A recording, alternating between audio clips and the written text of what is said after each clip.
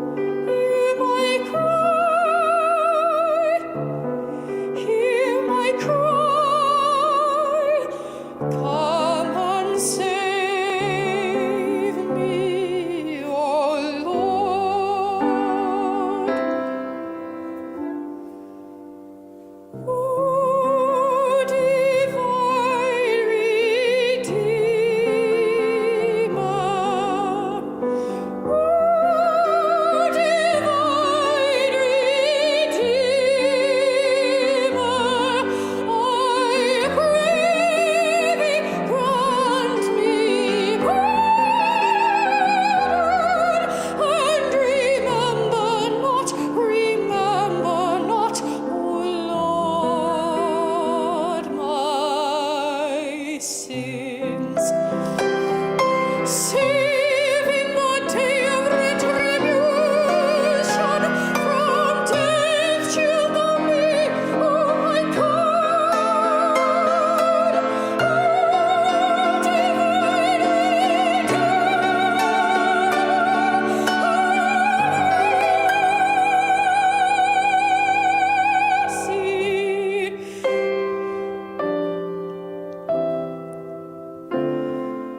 help me, my Savior.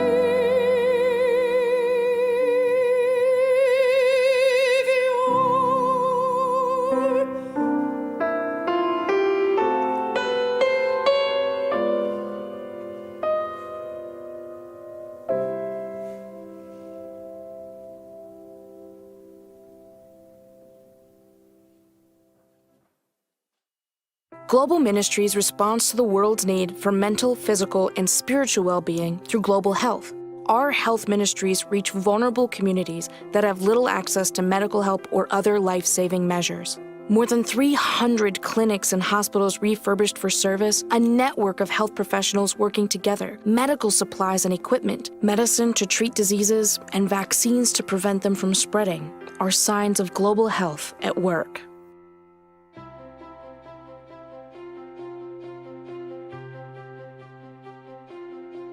My brain is so loud. My words disintegrate as soon as they hit my mouth. I try to formulate my feelings, but they won't come out in a way that's coherent. There's so much I want to say, but I don't know how. It's so cold in this house. Tell me something. Why is it so hard to believe that I could ever go a day without these negative thoughts affecting me? That I could ever finish what I start? That I could ever succeed? That I could ever pursue what some would call a ridiculous dream? I don't know. Sometimes it's hard to tell the difference between my emotions and reality. I tend to care way too much a lot of times and overthink.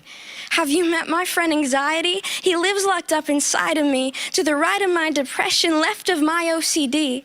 It's a big place, easy to get lost in. Sometimes my purpose and I even like to play hide and seek. They say worry is expensive. He costs a lot of time, but he puts up a good sales pitch. He's always selling lies. I'm always making investments. Why do you ask so many questions? I don't know. It's like I think the reassurance is gonna make me feel better, but it doesn't. I'm sorry. I know it gets annoying. This was never my intention.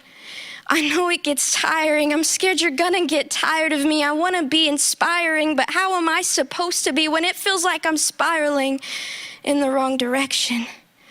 What happened to my peace of mind? A piece of myself is missing. It's been replaced with false confidence and hope disguised as my ambitions. Trapped inside this house of lies I built and put myself in. This room is where my secrets hide. Don't want them to know I'm jealous. Don't want them to know I'm selfish.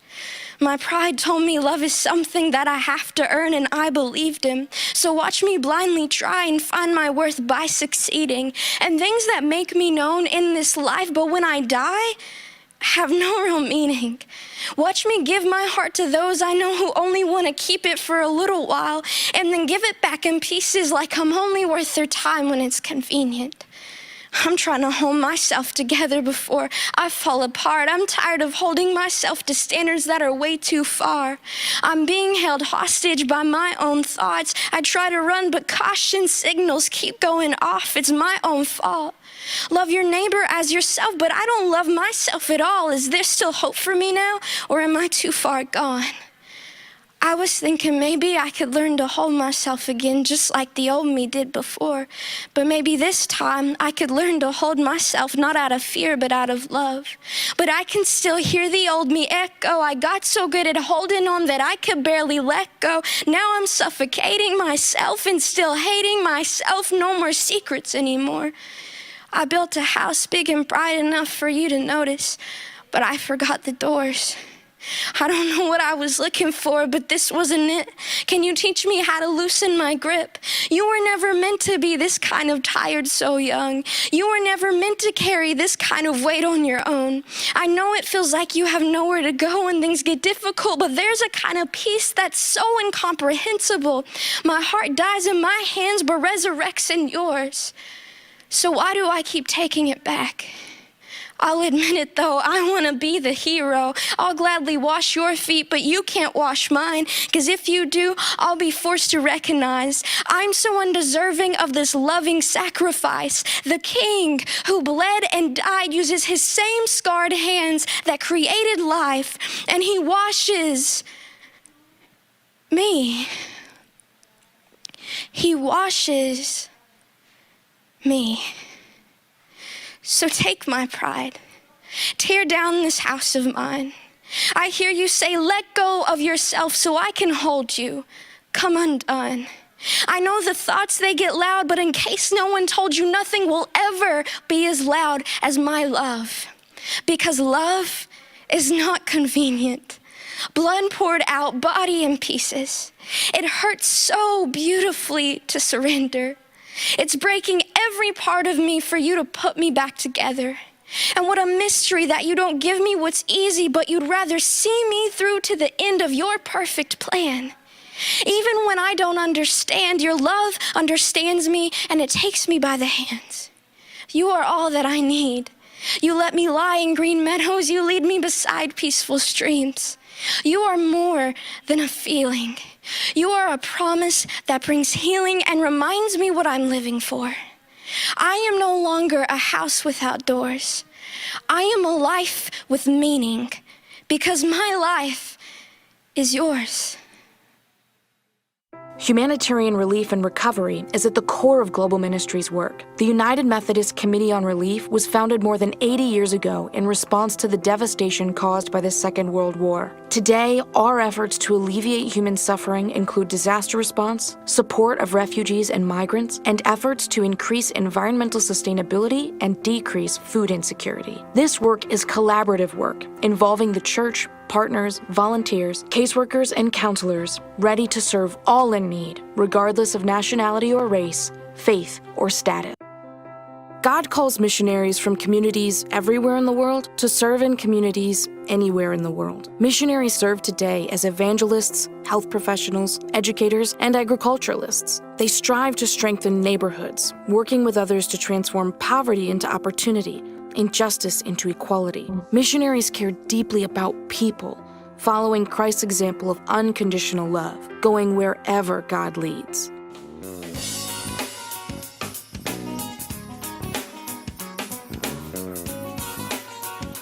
For almost 30 years, Africa University has been nurturing students from more than 30 countries,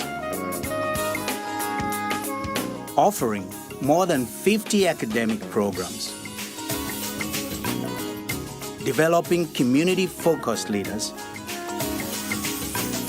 equipping disciples, and transforming the world. Our work continues. Will you join us?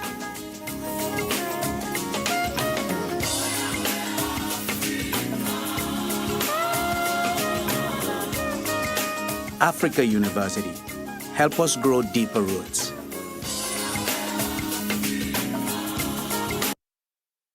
Good morning, Episcopacy Church family. Praise God with us.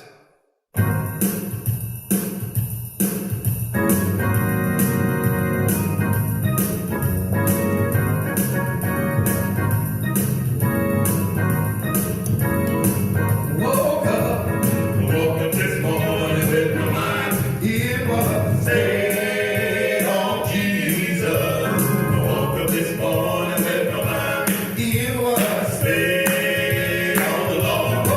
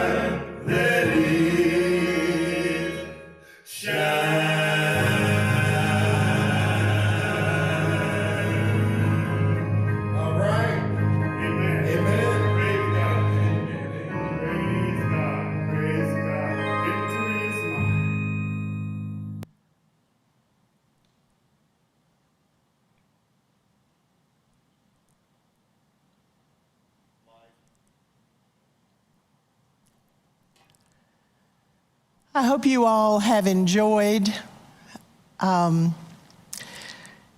these video clips that you have been watching today.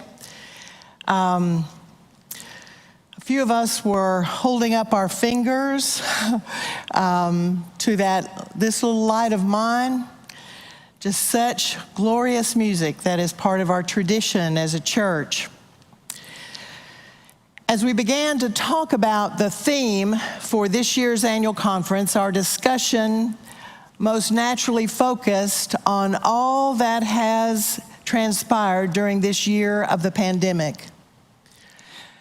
I think it was Sarah Slack who finally said, in the midst, God is with us. The scripture that comes to mind is found in the 18th chapter of the Gospel according to Matthew, from the 20th verse, when Jesus said, "Where 2 or 3 are gathered together in my name, I am there in the midst of them." One of the stark realities of the past year is that we have not been able to gather together at all. However, the various ministries that our churches have continued in these most difficult circumstances have been nothing short of amazing. Understand this text, we need to realize that Jesus is directing his words to the life of the church that came into being after Easter. And that Christian community begins when we recognize that as we live together as disciples of Jesus, he is present with us. Remember, Matthew begins the 18th chapter with the disciples asking Jesus a question. Who is the greatest in the kingdom of heaven? It's fascinating how we so often fixate on our status or our place of importance. How do we compare with others? I'd remind us of something that Theodore Roosevelt once said: "Comparison is the thief of joy." The disciples were always wanting to know their place. What Jesus says to them and to us is counterintuitive. He does not talk about who is the wisest, the smartest, the strongest, or the most gifted. No. Jesus called a child who he put among them and said, "Truly I tell you, unless you change and become like children, you will never enter the kingdom of heaven. Whoever becomes humble like this child is the greatest in the kingdom of heaven. Whoever welcomes one such child in my name welcomes me." You'll remember another time when the disciples tried to shoo the children away, and Jesus said, "No, let the children come to me, for to such is the kingdom of heaven." It's always the nature of Jesus to welcome those who are the least among us. We live in a world that says only the strong, only the accomplished, only those who have proven their worth matter. But Jesus says every single person on the face of this earth is a child of God and matters to me. It's hard to get your mind around that, though. And therein lies our problem. Jesus said, unless you change and become like children, if we are to know God's kingdom, we must be willing to change and to humble ourselves. Children are trusting and loving. They know they are dependent on others for their well-being. They're not old enough to think they are the most important person in the room. Let's face it, change is hard. None of us like to change, nor do we want to change. Change is difficult because it begins with us being honest about who we are and what we believe is most important in life. Not long ago, I was in a group of people and I heard a former drug dealer and drug addict say, "At one point in my life, the most important thing was my next fix."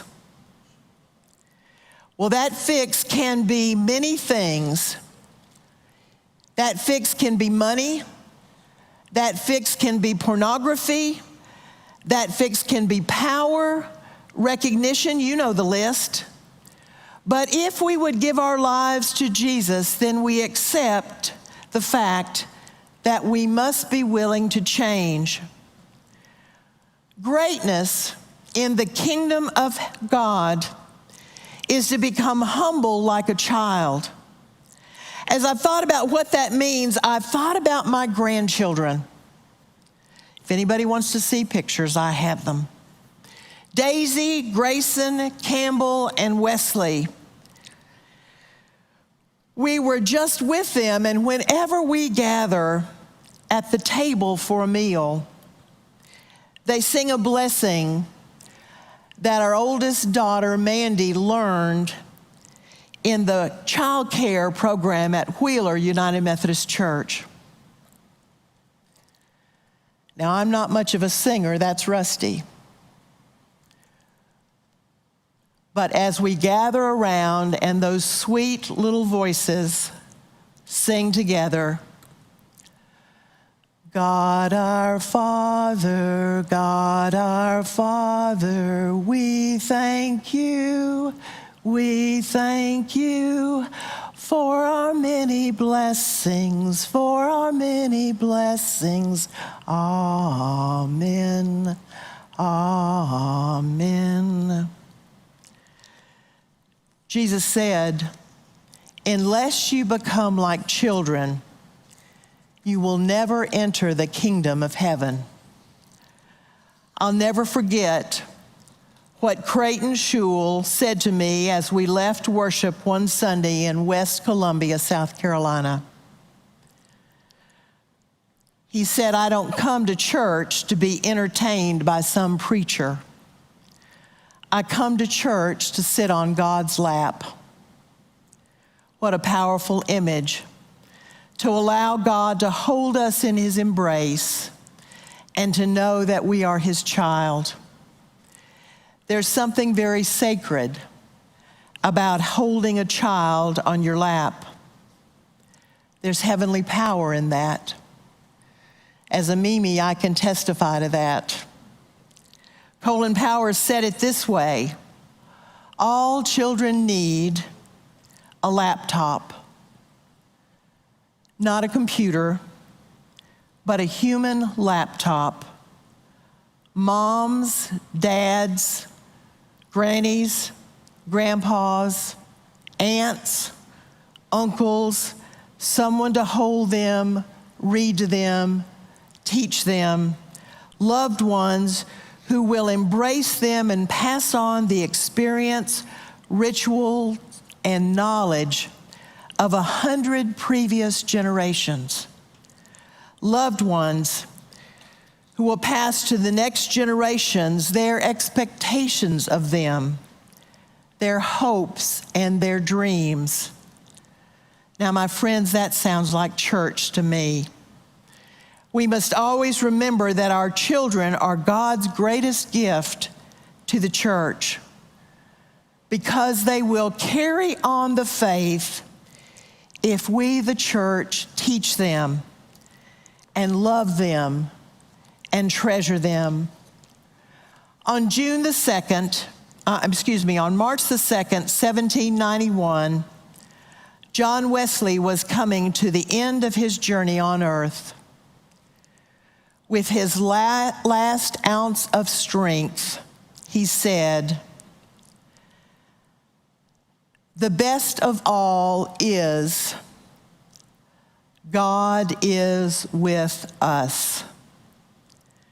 The best of all is God is with us." 2 times.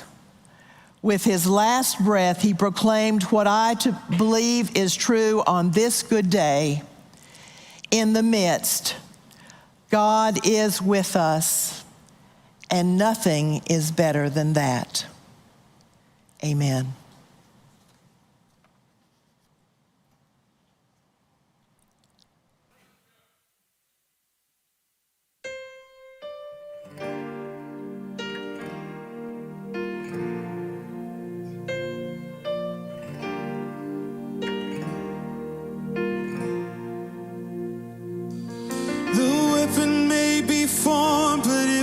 Prosper.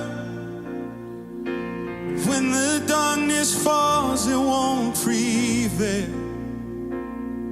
'Cause the God I serve knows only how to triumph.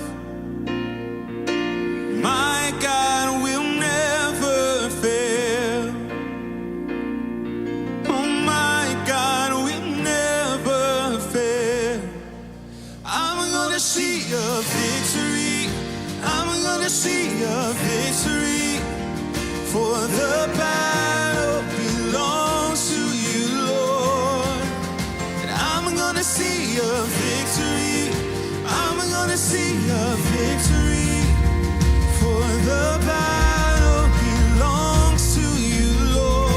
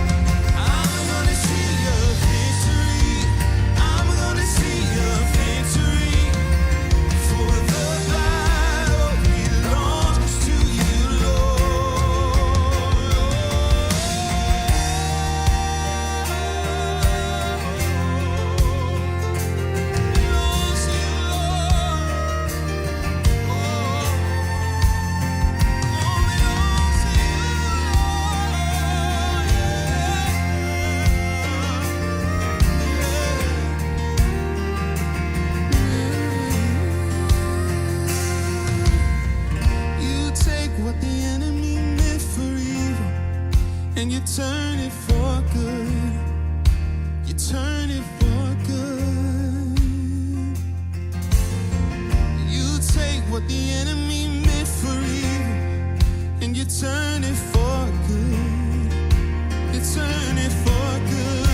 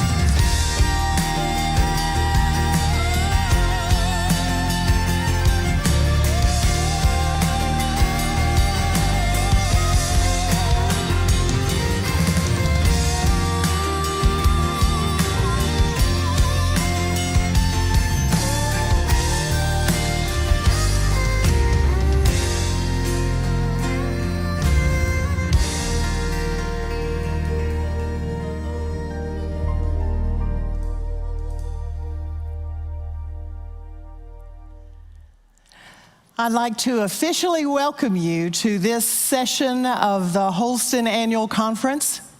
Whether you are present in the room because you are making presentations for us for this virtual session, or whether you are watching online at home, I'm just so thankful that you are able to join us this day. And so, as an official action, I would like to officially call this annual conference into session.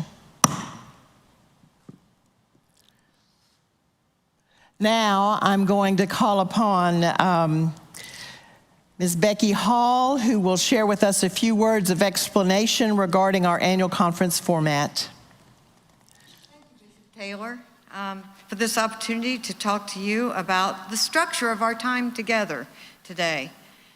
Today, we will only be hearing reports.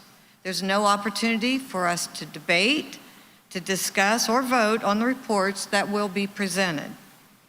The actual vote on the reports that require action will be done at the in-person portion of annual conference, which is a session held on Saturday, August 28th at Meadowview Convention Center in Kingsport.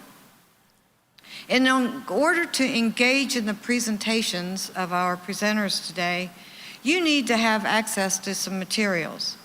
Hopefully, you've already downloaded and read through the Book of Reports. It will be referenced several times as the presenters do their presentations. Another item that is very helpful for you is the Members Resource Guide. Links to both of these are resources that are found at ac.holston.org. In addition, you received an email that came yesterday confirming that you had successfully pre-registered for this annual conference. In that email, there were two important things that really need your attention. First was the Book of Reports errata and addendum that contained some last-minute changes or corrections to the Book of Reports that was published back in May, on May 13th. You should have also received a schedule of today's activities and presentations. Secondly, and this is very important, the email that you received yesterday contained a link that asks you for you to enter some information. Most importantly, your physical address. The conference will use this address to mail your name badge and last-minute information to you in early August. If you fail to complete this form with the requested information, we may not have the correct mailing address for you, and that would result in you not getting your information that you need for the in-person session of annual conference. So please do that. Please note that there will be a couple 10-minute breaks during today's session. We anticipate that we will be gathered together for about 4 hours to complete all the presentations that we want you to hear. Another item to consider is that of new business. As outlined in the Members Resource Guide on page 15, there's a window between 2 o'clock and 6 o'clock p.m. for persons to submit items for consideration as new business. I refer you to that section of the Member Resource Guide for further details. Again, page 15. In case you have questions of any of the presentations that you hear today, please refer to page 7 in the Members Resource Guide that gives you instructions on how to submit a question. The Conference Secretary's Office hopes to have all questions and answers posted on ac.holston.org by July 1. So you will have that opportunity to get the answers. At the close of our session today, Rennie Morris will give you instructions on how to register your attendance for today's virtual annual conference session. Bishop Taylor, this concludes my words of beginning. Becky, thank you for that presentation. I'd like to now call to microphone number 2 the Reverend Terry Goodman, the secretary of our annual conference, so that he can present our organizing motions. Thank you, Bishop Taylor. Bishop Taylor and members of the annual conference, I'd like to present these organizing motions. I realize that the actual vote for these motions will not occur until the in-person session. However, it is important for us to understand the unique nature of our annual conference, and these motions will help us to most effectively conduct our business both today, in the interim, and at the in-person portion of the conference in August. First of all, the post-session registration, and it's very important that you register after viewing today's event and being in person, that you register afterwards. The post-registration of the virtual and in-person annual conference sessions will constitute the roll call and record of attendance. Excused clergy will be noted and recorded in the journal. Proper notation will be made as to whether or not one or both sessions were attended. The legal voting and business limits of the 2021 Holston Annual Conference will be the stage area and the convention center floor of the Meadowview Convention Center for the in-person session, and that the stage here at Cokesbury United Methodist Church in Knoxville be recognized as the venue for the presentation of today's reports. The schedule, as printed in the electronic addendum and errata, constitute the schedule for the 2021 session of the Holston Annual Conference, subject to any necessary changes and/or amendments by the chair. Reports found in the Annual Conference 2021 Book of Reports that do not require action, and other reports submitted for information subject to editorial corrections, shall be ordered to record and be published in the 2021 Conference Journal. The lay and clergy members, as printed in the electronic addendum and errata, shall be elected as the tellers and ushers for the in-person annual conference session. Those names will appear prior to the in-conference session. Bishop Taylor and members of the annual conference, I request that a formal vote be taken on this report at the beginning of our in-person session, and that we operate on these assumptions until accepted or modified at that upcoming session. That concludes my report.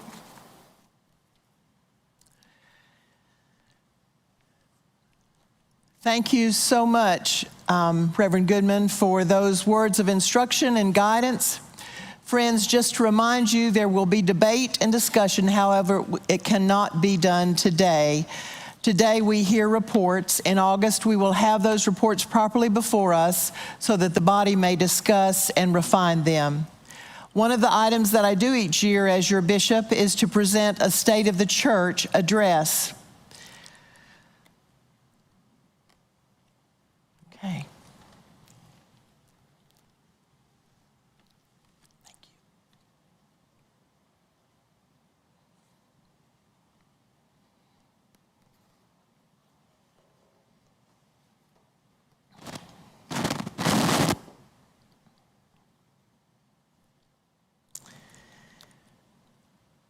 Most of us never imagined we would be living in such a divided world. But here we are in a world where divisions are growing deeper every day. We had this naive expectation that we would just get better as we became educated and shared more of the world's riches. It looked like a natural and easy path to follow. Forgetting the struggles and sacrifices of the past may have led to a complacency that took community too lightly, individualism too seriously, and neglected our call to faithfulness to the gospel of Jesus Christ. Bishop Reuben Job published these words in the fall of 2007 in the introduction to his little book, 3 Simple Rules, A Wesleyan Way of Living. If you've never read it, I commend it to you. What strikes me about those words that I have just quoted is that they could have been written yesterday. For we live in a world that I believe is more divided now than it was in 2007. Much of that division over the past year can be blamed on the COVID-19 pandemic. Who would have thought that taking a vaccine to help protect us would create such conflict? And yet people are still dying every day. And in so many places around the world, it continues to spread, create new variants, and take lives. We heard this week that the Reverend James Muwuhu, one of our pastoral leaders in Uganda, and who has been involved in our work in South Sudan, died of COVID.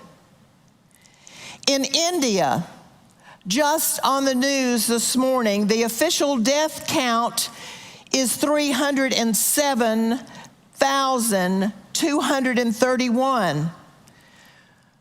But the news reported that conservative estimates believe it is more than 600,000 people who have died from COVID. I ask you today, if you have not been vaccinated, to please follow John Wesley's first simple rule to do no harm and get vaccinated. This has nothing to do with politics or individual freedom. It is a matter of loving your neighbor as you love yourself. One of the issues that continues to face our church with regards to the pandemic is whether or not there will even be a general conference in 2022. Let me tell you clearly that the ministry of your local church is not dependent on us having general conference. I need to share with you that the extended cabinet has for several months now been meeting with the Reverend Leah Burns to find ways on how we can end racism in the church and in our society. Racism is systemic. It is present in our world. It is so prevalent that we have difficulty recognizing it because it has been the norm for so long. The extended cabinet, your extended cabinet, is committed to the elimination of racism in the Holston Conference. This is a monumental task, but we are committed to do the hard work necessary to end racism in all of its forms. Next week, some of us are going to Jellicoe, Tennessee, to participate in Camp in the Community as we share the love of Jesus with the children there. The uncertainty about having general conference will have no bearing on our witness next week in Jellicoe. As you have read the reports from the various committees and work areas, you know that ministry has continued during this pandemic year. The finances of our annual conference have remained stable, and though stewardship is always a priority in the church, I can confidently say that financially, Holston Conference has weathered this storm very well. As a matter of fact, on Mother's Day, Rusty and I were in Kingsport at Colonial Heights United Methodist Church, and their pastor, Chris Brown, was doing a continuing education event, and so we heard the Reverend Jeff Wadley preach an outstanding sermon and report that Camp Bays Mountain, where he serves as director, completed their capital campaign of over $4 million this past November. Yes, November of 2020. We drove through Camp Bays Mountain this past Thursday, and it gave me a thrill to see campers. Yay! Across our conference, from Rising Fawn in the south to Rich Creek in the north, the good news of Jesus is being lived out by the people of our United Methodist churches. We have learned how to be more adaptable, and the online presence of our congregations has reached people that very often would never have entered our church buildings. Because of worship online, we are reaching people in new and creative ways. I applaud all of you who have made the necessary shift to have online worship. I'm also excited about our next class of ordinands and provisional elders and deacons who were received into our conference and approved this past Tuesday by the clergy session on June the 8th. This group of men and women will lead Holston into the future that God desires for the Holston Conference. As I heard them share their stories of hearing God's call to ministry, I was inspired and excited, imagining how God will use them for God's glory and God's purposes. On Monday afternoon, I was honored to participate in the ordination, commissioning, and recognition service for the Kentucky Annual Conference. The Reverend Dr. George Love, who is the pastor of the Hebron Presbyterian Church, brought ecumenical greetings during that service of worship. He is the husband of a member of the Kentucky Annual Conference, the Reverend Julie Hager Love, who was their previous director of Connectional Ministries and is now the president of the Kentucky Conference Children's Home. Reverend Dr. Love addressed the uncertainties of the future and reminded all of us that no one has ever known what the future will hold. From the very beginning of time, that was never more true this past Wednesday evening when we said goodbye to our niece, the Reverend Missy Belote. Missy was 44 years old, the mother of Zeke, Quilla, and Zeb. At the time of her death, she was serving as one of the pastors at First Broad Street United Methodist Church. She had been married to Brad, our nephew, for 21 years, and we could never have imagined that one so gifted would be taken from us so soon by cancer. No one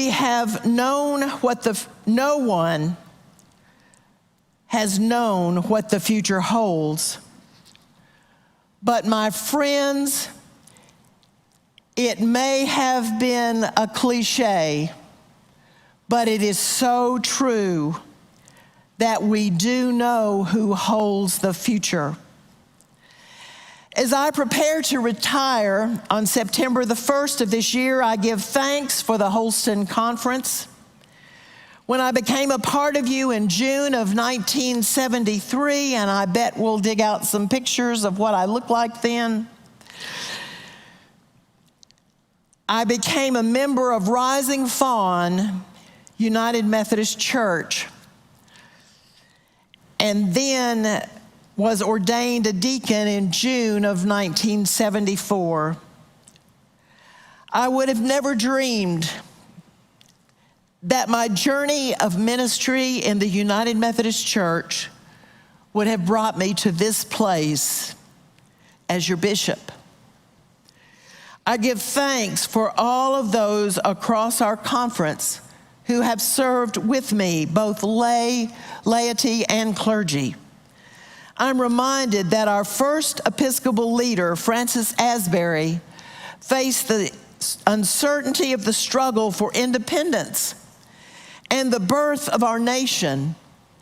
I believe it is important to remember what is written on the Francis Asbury statue in Washington, D.C. His continuous journeys through cities and villages and settlements from 1771 to 1816 greatly promoted patriotism, education, morality, and religion in the American Republic. I would add that what John and Charles Wesley began in England and Francis Asbury continued in America has helped promote the cause of Jesus Christ throughout the whole wide world. I rejoice that Bishop Debbie Wallace Pageant will be our bishop. Debbie and her husband Lee make a wonderful clergy couple, and I trust that you will love and support them as you have loved and supported Rusty and me over the past 48 years. May God continue to bless the Holston Conference of the United Methodist Church.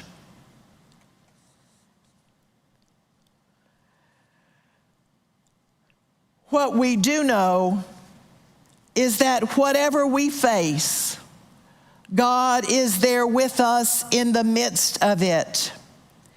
We, as people of faith, have always trusted in our God who goes ahead of us to meet us in that unknown future. Basically,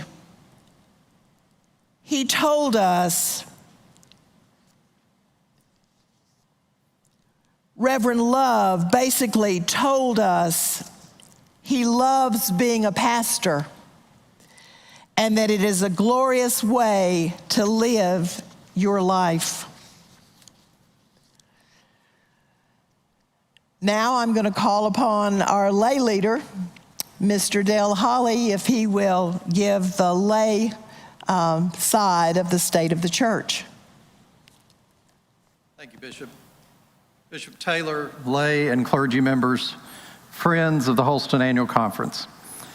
For the past several years, I've started this address by telling you that it is my favorite part of being your conference lay leader.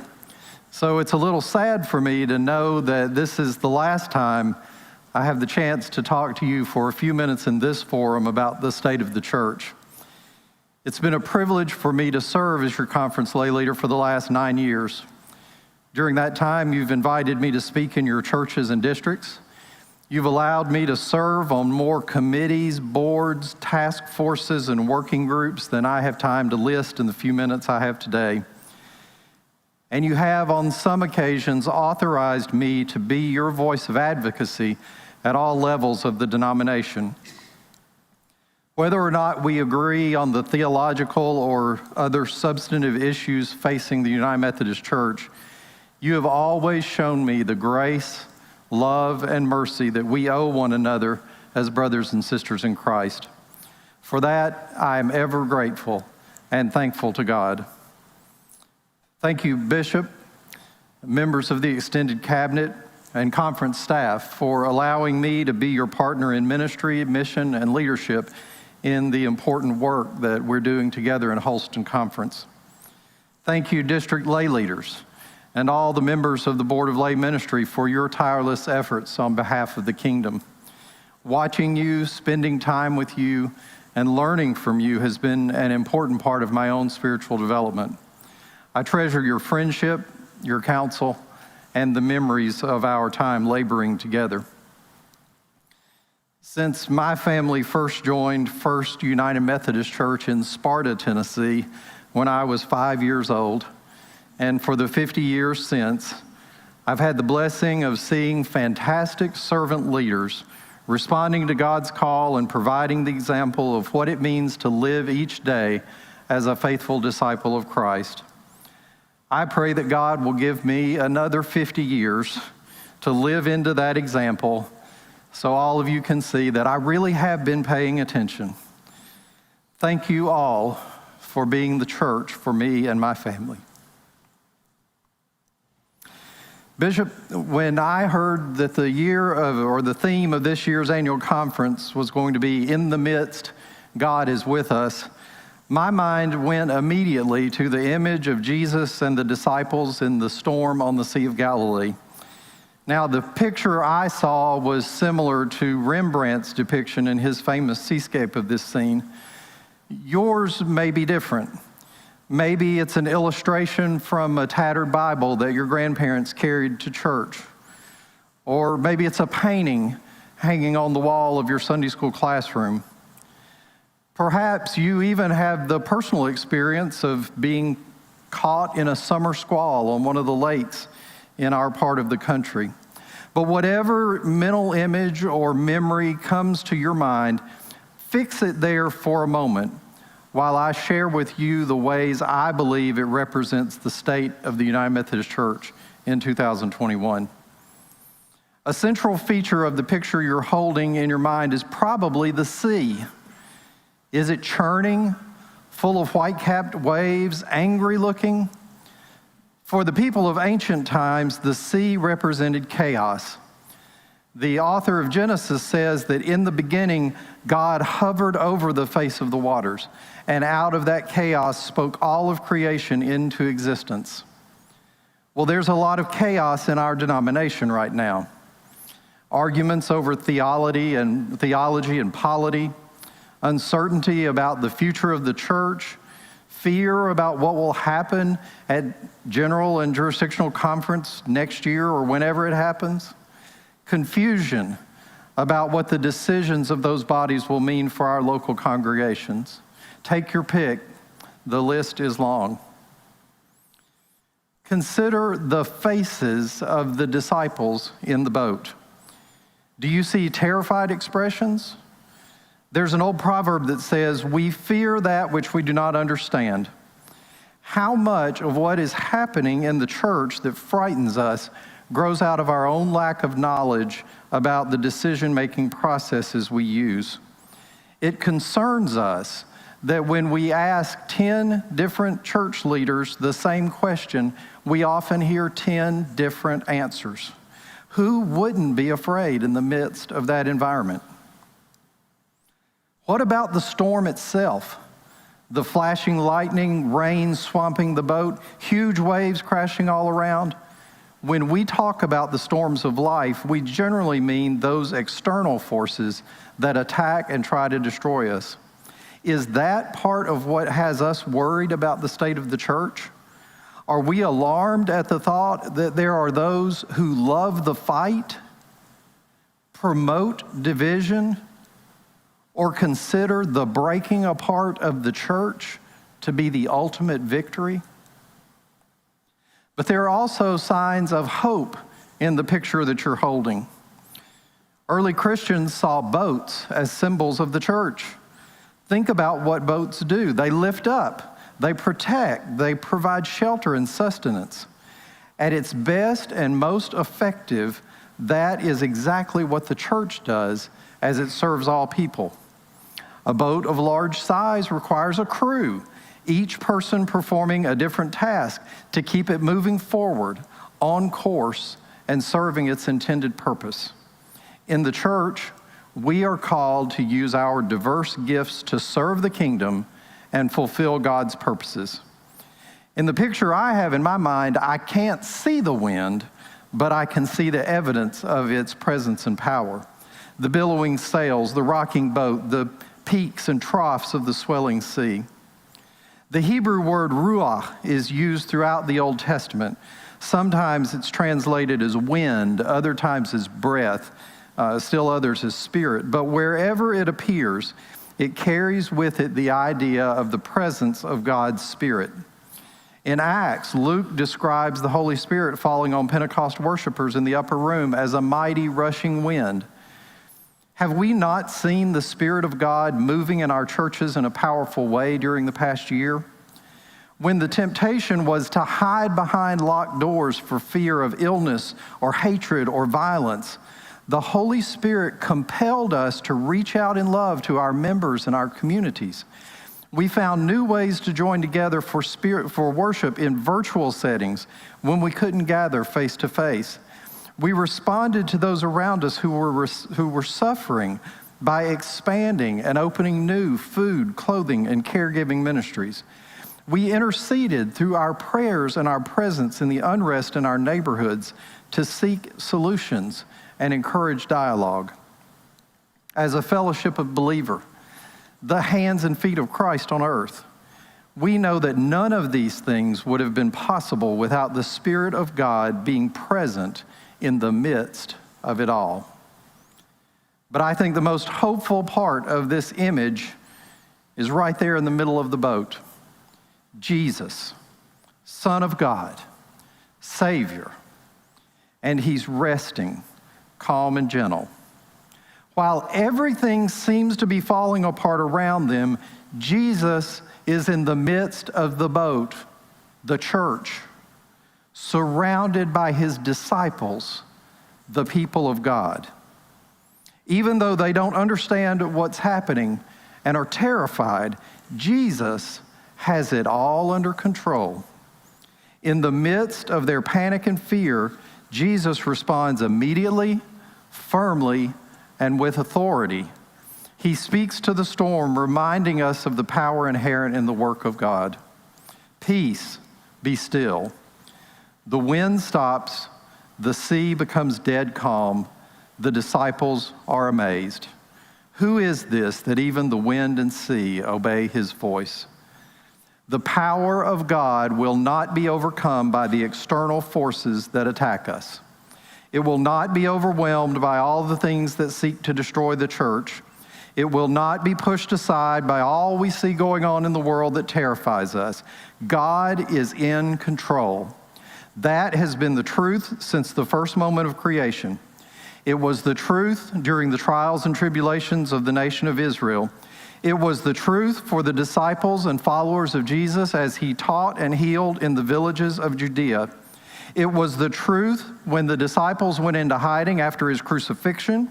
It was the truth during the infancy of the church. It was the truth when early Christians were persecuted for their faith.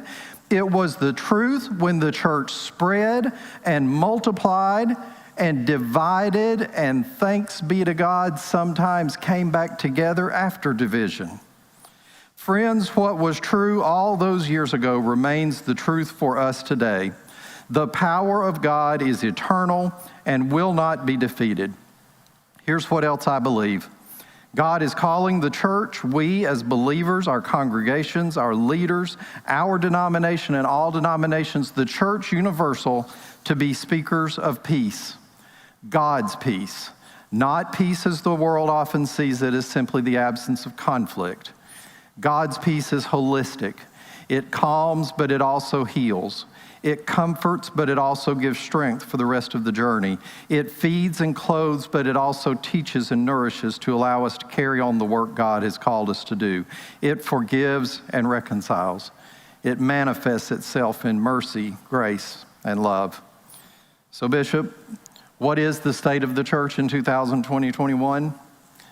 We are afflicted but not crushed, perplexed but not driven to despair, persecuted but not forsaken, struck down but not destroyed. We live each day remembering Christ, who he was, who he is, and who he is yet to be revealed. The power we have does not come from us, but belongs to God. Believe it, lay hold of the promise, proclaim it to the world. Bishop, I thank you for this opportunity to offer this word on behalf of the laity, and I offer it with full confidence that God is with us. Thanks be to God. I'd like now to invite the Reverend Dr. Brad Scott to microphone number 1 to present the report from the Committee on Rules of Order. Bishop Taylor and lay and clergy members of Holston Annual Conference, I rise to greet you on behalf of the Committee on Rules of Order of the Holston Conference. You will find our report printed on page 122 of the Book of Reports with bylaws and rules following on the subsequent pages down to page 132. As is often the case, we are proposing some changes in the structure to clarify numbers and title changes, and these include changes to the Communications Advisory Council that update title changes there, removing the word "and," that is an extra "and" on the Board of Higher Education and Campus Ministry definition, clarifying some ex officio members of the missions team, adding a Board of Laity Ministry representative to the Nurture team, and recalculating the total members of that team, recalculating the number on the Council on Youth Ministries, adding a staff coordinator of youth ministries, adding staff resource to the young adult ministry team, and recalculating the total of that team, adding a cabinet representative to Camp and Retreat Ministry Board, and recalculating and naming who is ex officio. This change represents the addition of camping in the community, adding a staff resource person and a title change to disability concerns, and recalculating the number of that team and adding required by discipline to that group's definition, adding staff resource and subgroups to religion and race ministry area and recalculating the number of that group, renaming the founding director for strength for the journey team and clarifying who is ex officio, and adding the African American ministry team with its total, including ex officio members, adding the staff resource and director of Connectional Ministries to the stewardship ministry team with a recalculation of that team's number, adding the director of congregational development and director of Connectional Ministries to the composition of the witness team and recalculating their number, adding the Committee on Sexual Ethics and Boundaries and specifying their composition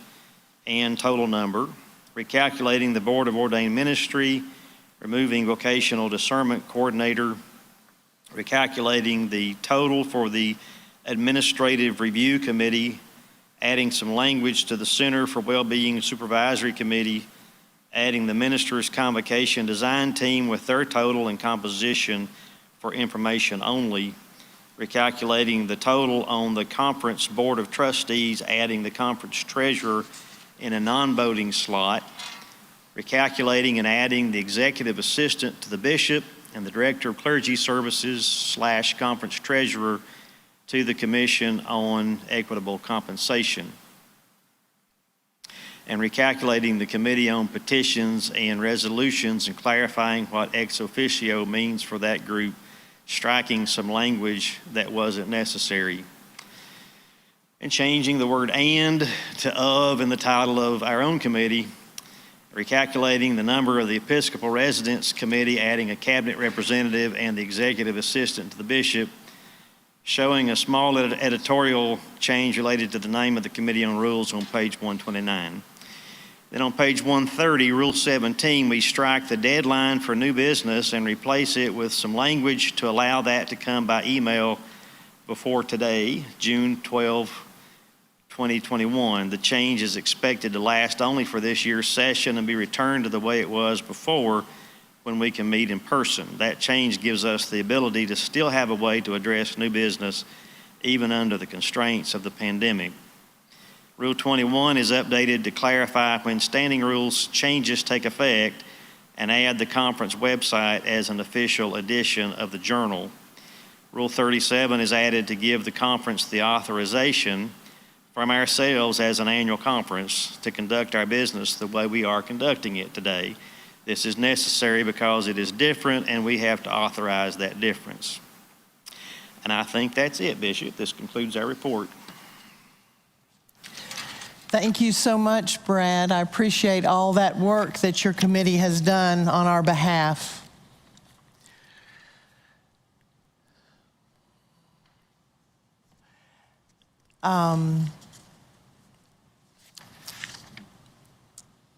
So I would now like to call, I know you, the Reverend Steve Brown, to make a report for the Committee on the Episcopacy. And would you please go to microphone 2, where you are? You're there. Thank you. Thank you, Bishop.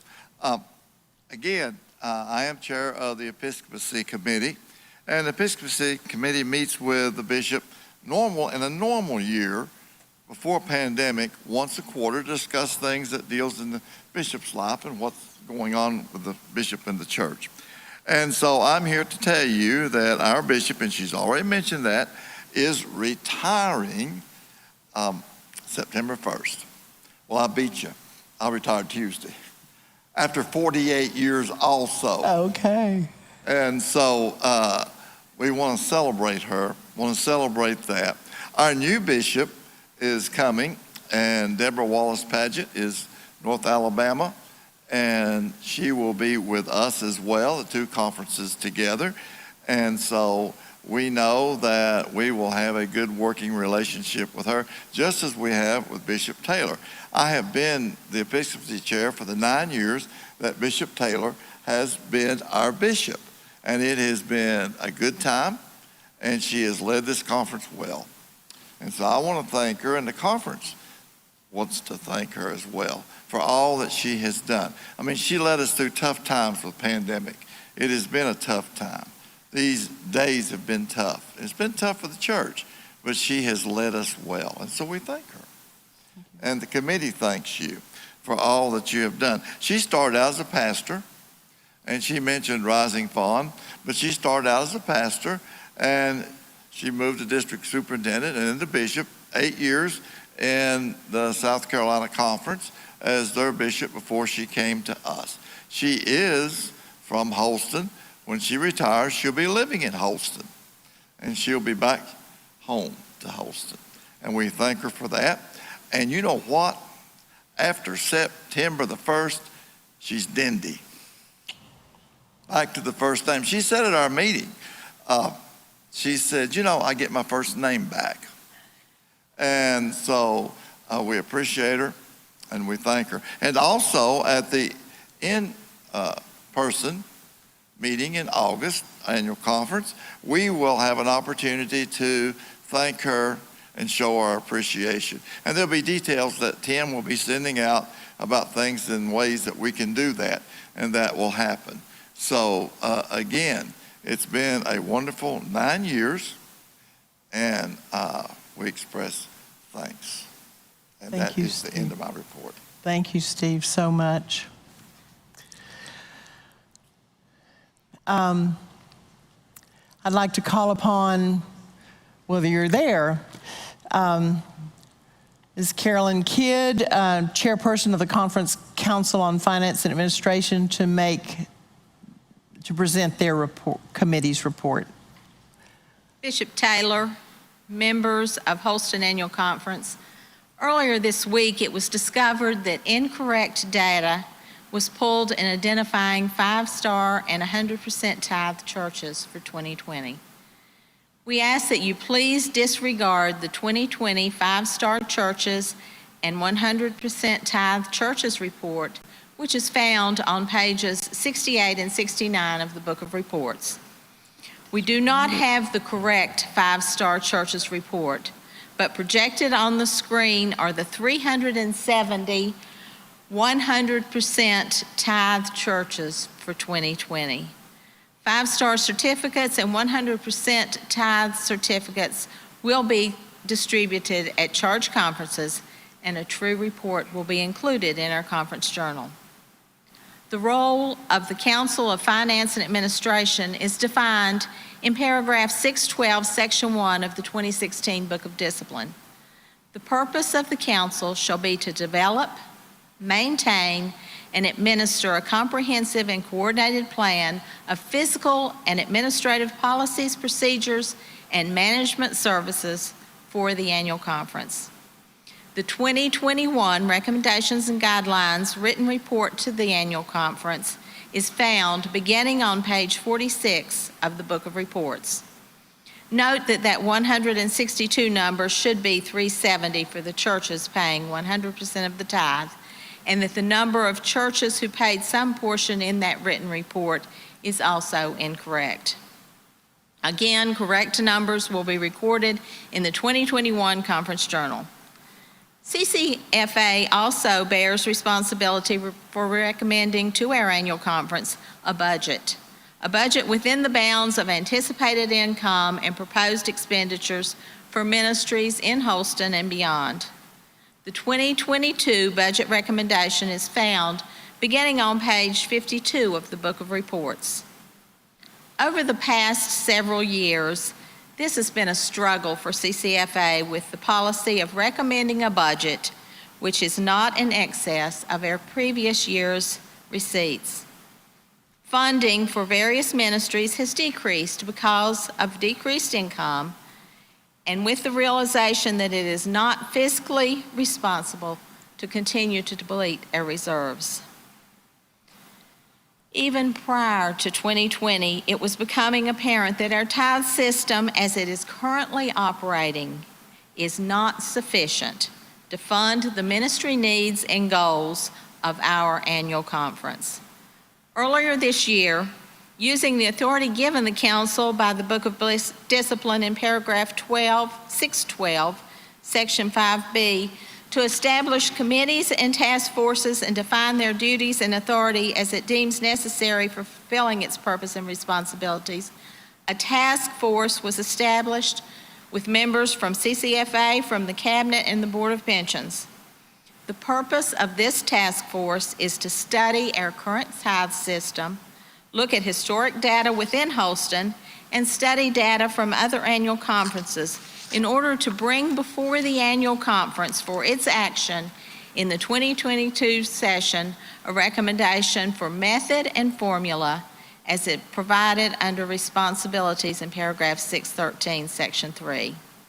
It is the belief of CCFA that this is necessary under section 8 of the paragraph 613, which states, to recommend to the annual conference for its action procedures for dealing responsibly with situations in which budgeted funds, as approved by the annual conference, are inadequate to meet emerging missional needs. Friends, this is our current reality. Even without the effects of the 2020 pandemic, the consistent decrease of funding from year to year has brought us to a place where ministry and missional needs are not being met.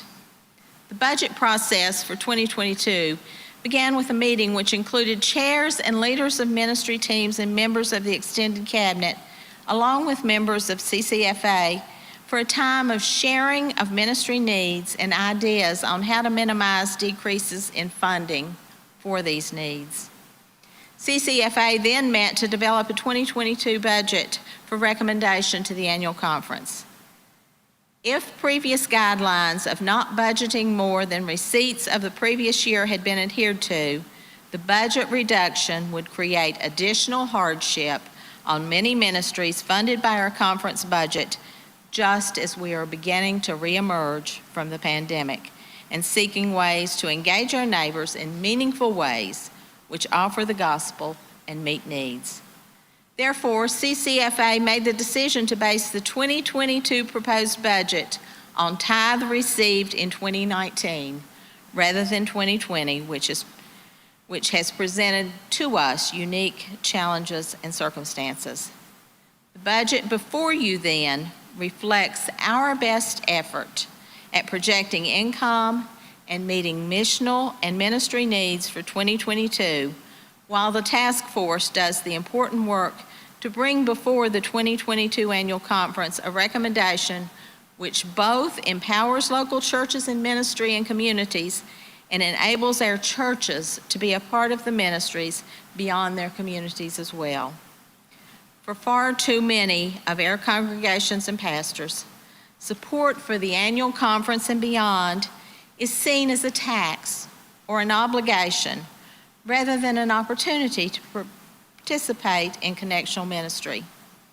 In some cases, there is concerted effort to minimize the amount of the tithe through designated giving or other avenues. And there has been an upward trend in simply not paying any tithe at all, allowing others to carry the full load.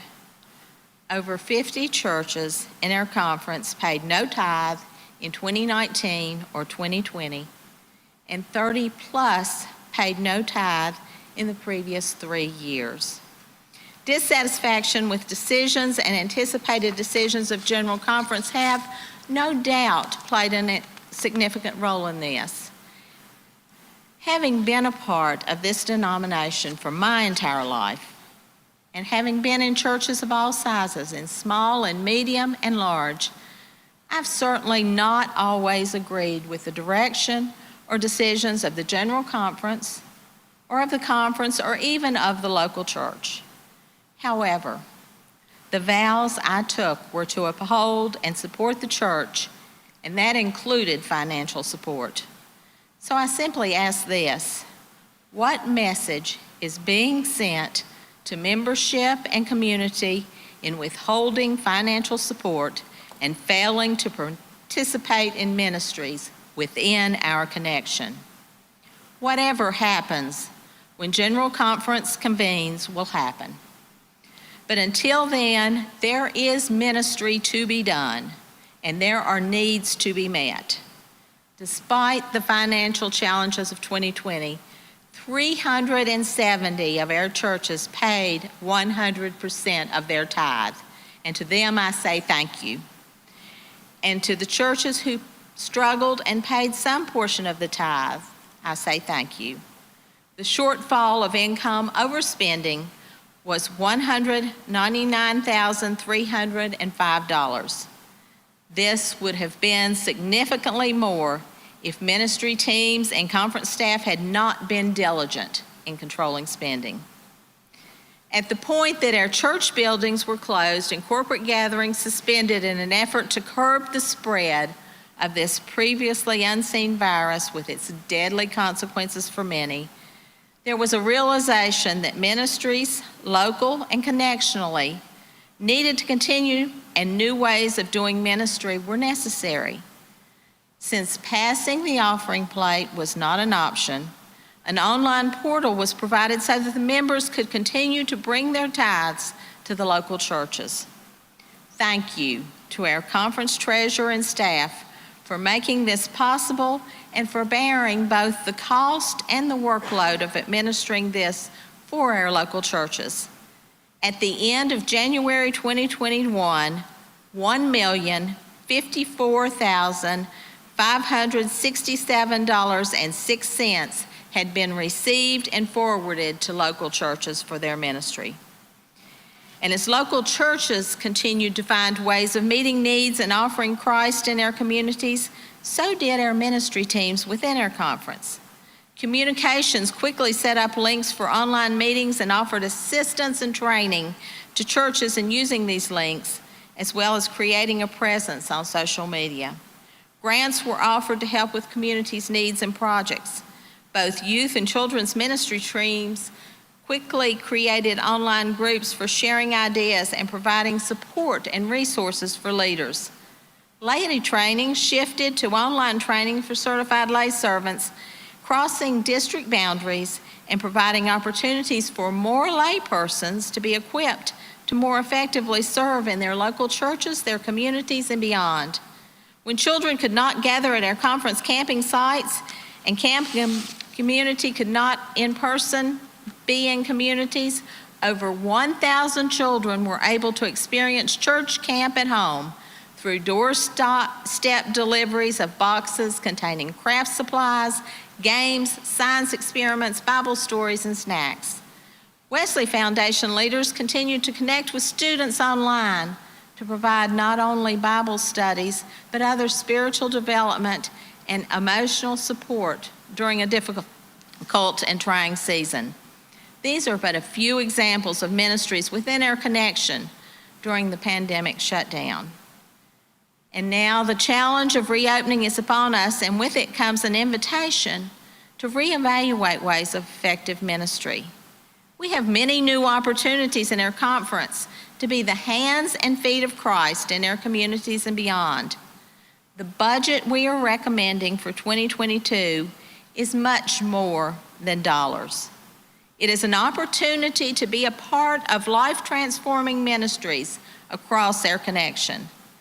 CCFA is dedicated to better communicating how budgeted monies impact lives through meeting both physical and spiritual needs. As we were preparing for the process of developing the recommended budget for 2022, ministry groups were invited to share stories of how funding for their particular ministries was transforming lives. The stories shared bring life to static numbers on a page. I will share with you one story from a Wesley Foundation. From August 1995 to March 2020, Tuesday and Thursday afternoons from 3 to 5 p.m. have been tutoring time at Wesley Foundation. We pick up children from the local elementary school and match them with a college student to work on academic, social, and behavioral needs. We normally have 8 to 10 matches each semester.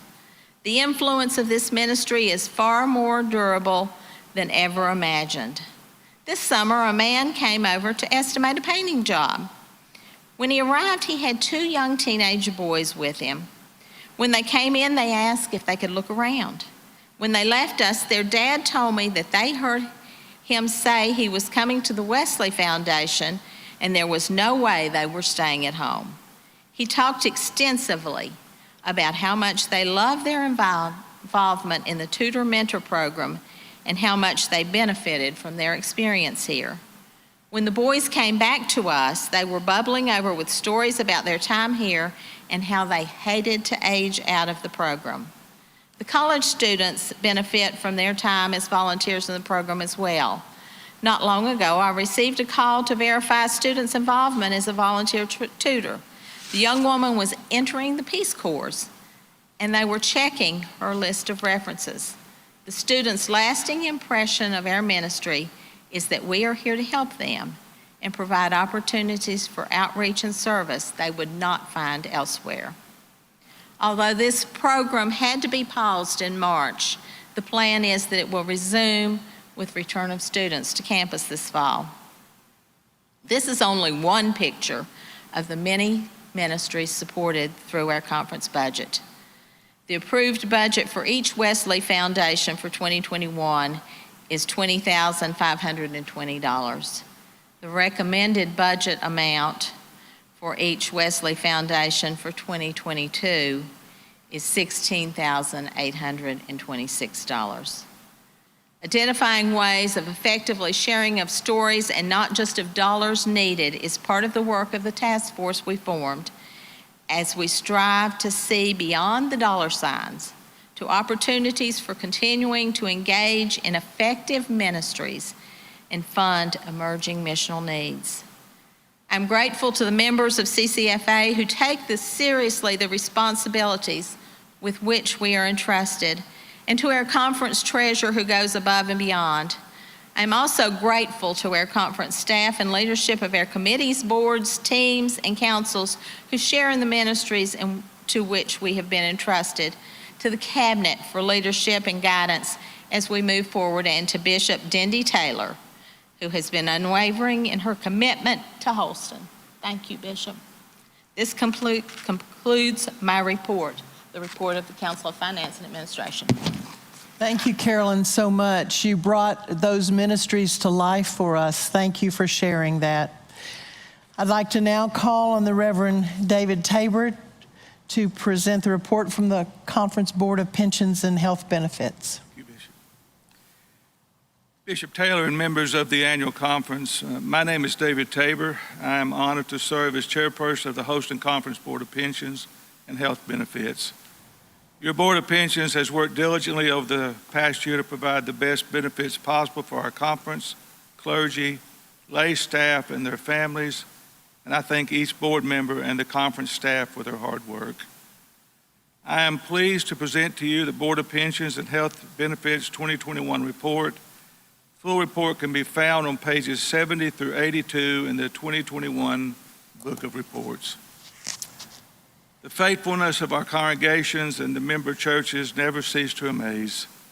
Even as we faced a year of unprecedented challenges on many fronts, thanks to the faithfulness of the people of Houston, we are pleased to report that direct billing collections continue to be received at 99% of the billed rate. The Board of Pensions and Health Benefits appreciate the connection and continued support of the local church through the direct billing process. Thank you, Houston, for your dedication and your faithfulness. The Board of Pensions continually monitors and interacts with WestPath to facilitate and manage the conference pre-82, MPP, CRSP, and UMPIP pensions and retirement plans. Details about each of these plans can be found in the Book of Reports at westpath.org. The board also oversees other benefits under the Comprehensive Protection Plan, or CPP, including long-term disability and death benefits for active and retired clergy. In addition, the board assists in the oversight of the reimbursement for retired moving expenses. All these benefits and plans are defined and explained in detail in the Book of Reports. The conference continues to offer health and care to eligible clergy and lay employees. Through the self-insured health plan currently administered by Blue Cross Blue Shield of Tennessee, the conference has limited liabilities through purchasing reinsurance for larger claims. In 2022, the self-insured plan will continue to offer the standard network plan for all participants in Tennessee. Participants may also choose to participate in the P network if providers if necessary. Participants may choose between a PPO plan or a high deductible plan with a health savings account. The conference offers coverage for individuals, employee plus one, and family coverage. The conference also offers flexible spending accounts, FSAs, through Progressive Benefit Solutions, as well as limited dental plan at no additional charge and a vision plan for an additional premium. Participants may change their plan choices during open enrollment in October each year, or if they have a qualifying event. I cannot stress enough to you how hard your Board of Pensions has worked over the past several years to continue to offer the best possible coverage for the lowest cost to our participants. As we all know, health care costs have continued to rise dramatically.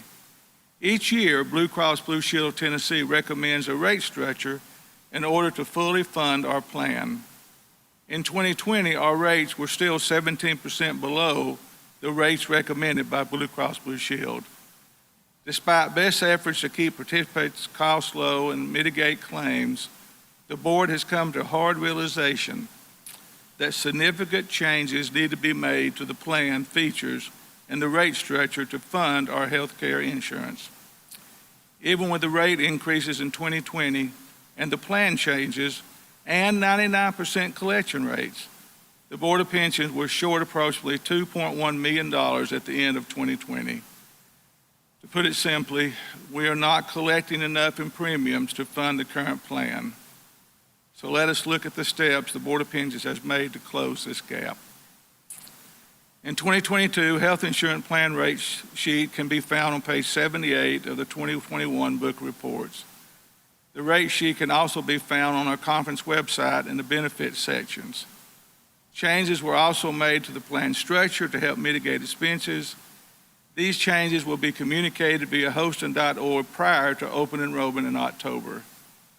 The rate changes include a 16.5% increase for the church charge portion for 2021 and a 16.5% increase for both clergy and laity. This 16.5% increase is both for the PPO and the HSA plans. As always, churches have the option of assisting their pastors with the minister's portion of the health insurance premium. Your Board of Pensions is taking significant steps to reevaluate our rate, plan, and structure to better fit our current situation and our current environment.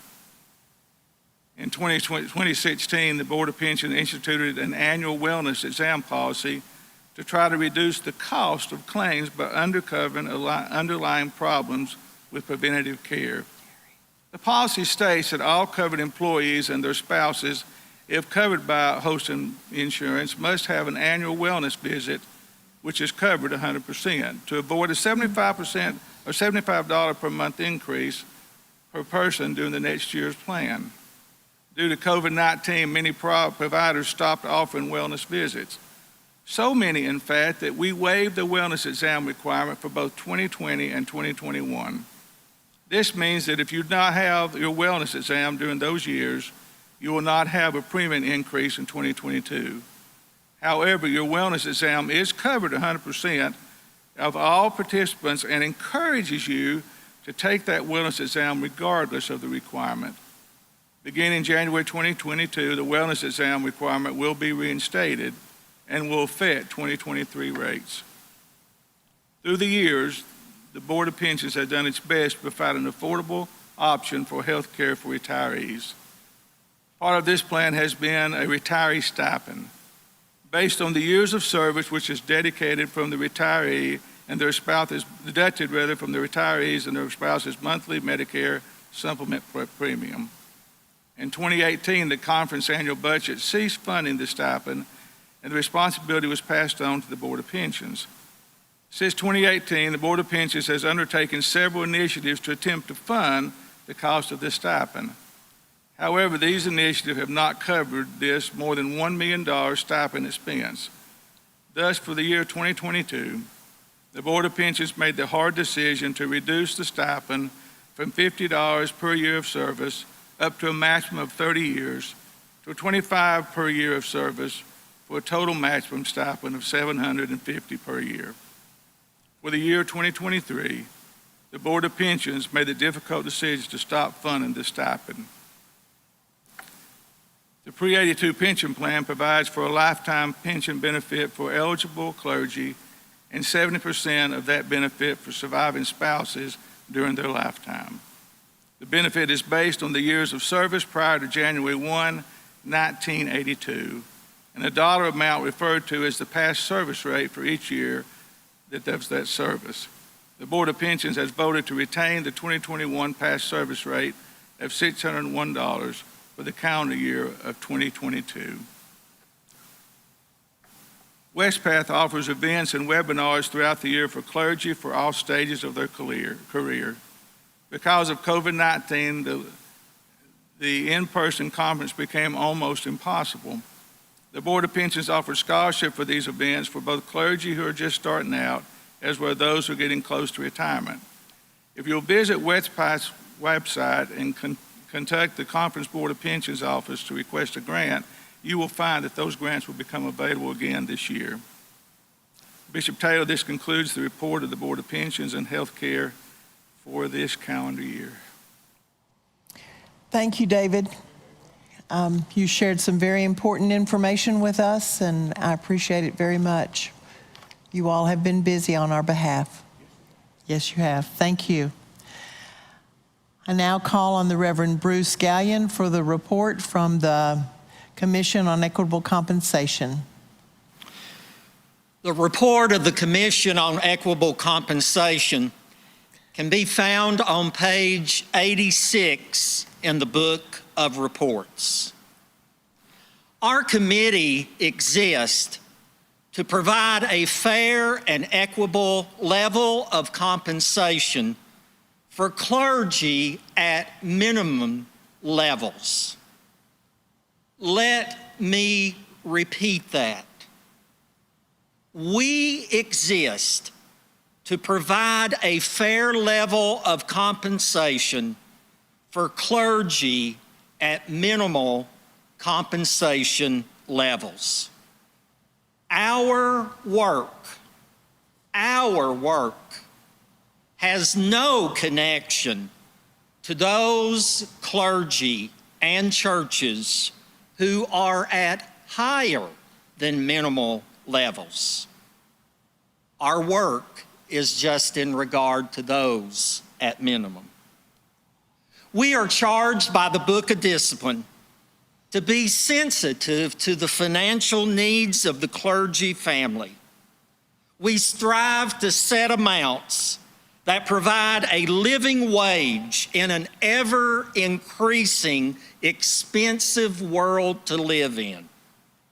None of our clergy will ever become rich, but we want them to comfortably survive. We recognize that many of our clergy come out of school and seminary with debt. Our clergy are not at the same compensation levels to address that debt like those in other professions with master degrees. We are beginning to look at things in a new way.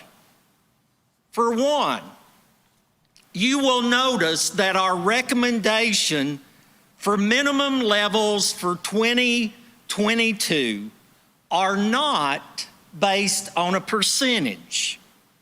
Instead, we compared our minimum compensation to other annual conferences in the southeastern jurisdiction. Out of 15 annual conferences in the Southeast, Holston ranks 6th. 5 annual conferences in the Southeast pay more than Holston at minimal levels, but 9 annual conferences pay less than Holston. Your Commission on Equitable Compensation is committed to being more equitable in our minimums. We want to become the leader in the Southeast jurisdiction when it comes to minimum compensation. We have set a dollar amount, not a percentage, a dollar amount for each classification. Do not focus on percentage change from the previous year. Percentages were not a factor in our recommendations.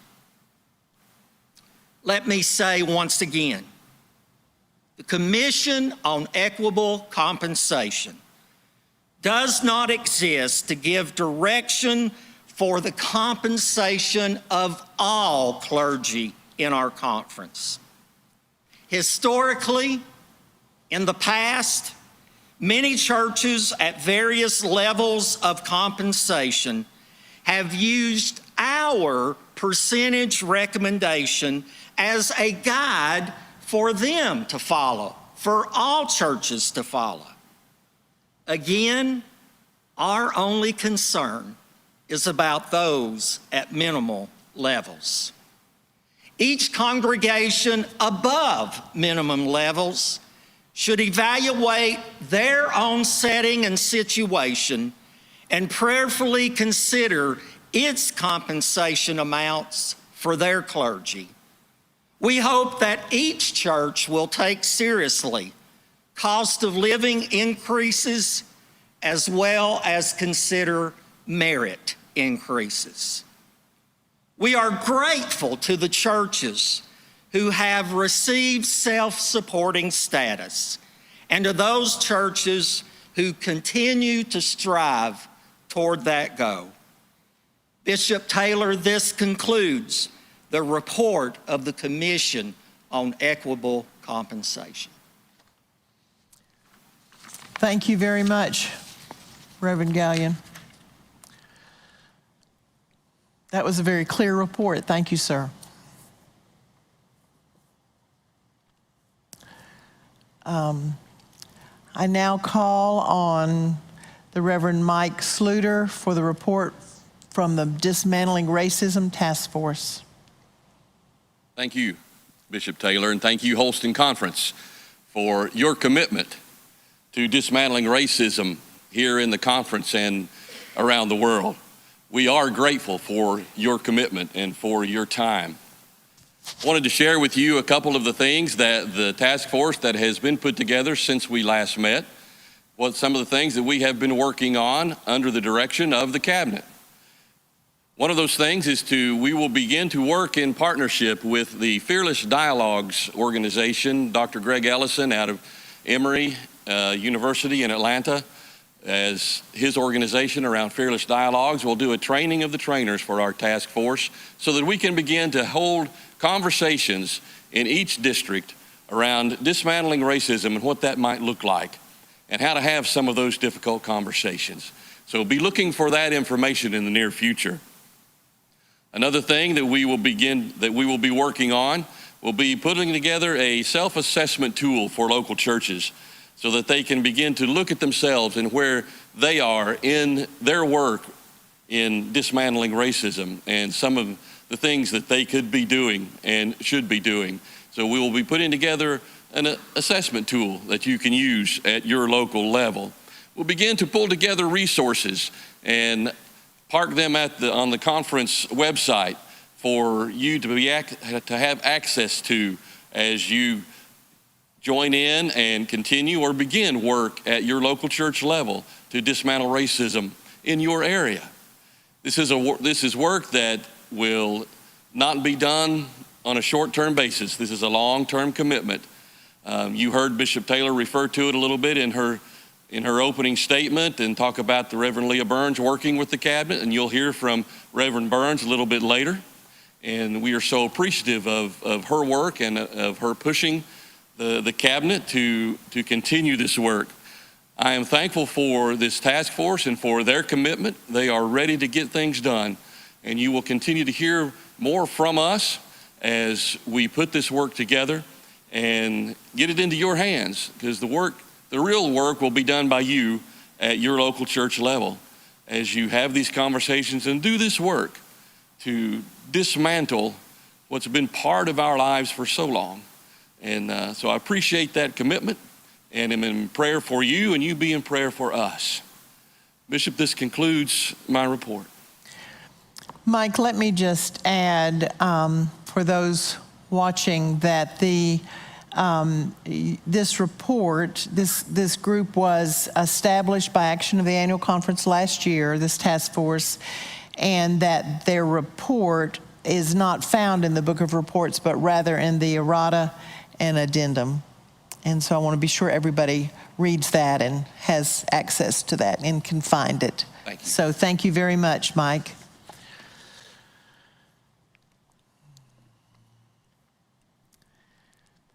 We have been at this now for a while. If you're home watching online and cleaning your house, like one district superintendent told me they were going to be doing during this virtual annual conference, I hope your house is getting clean. It is time for us to take a brief 10-minute break. I would ask you not to sign out of this session. We will resume again in 10 minutes. Please listen for the music video as a cue. We are about to resume. I hope you can hear it over the vacuum cleaners. Thank you.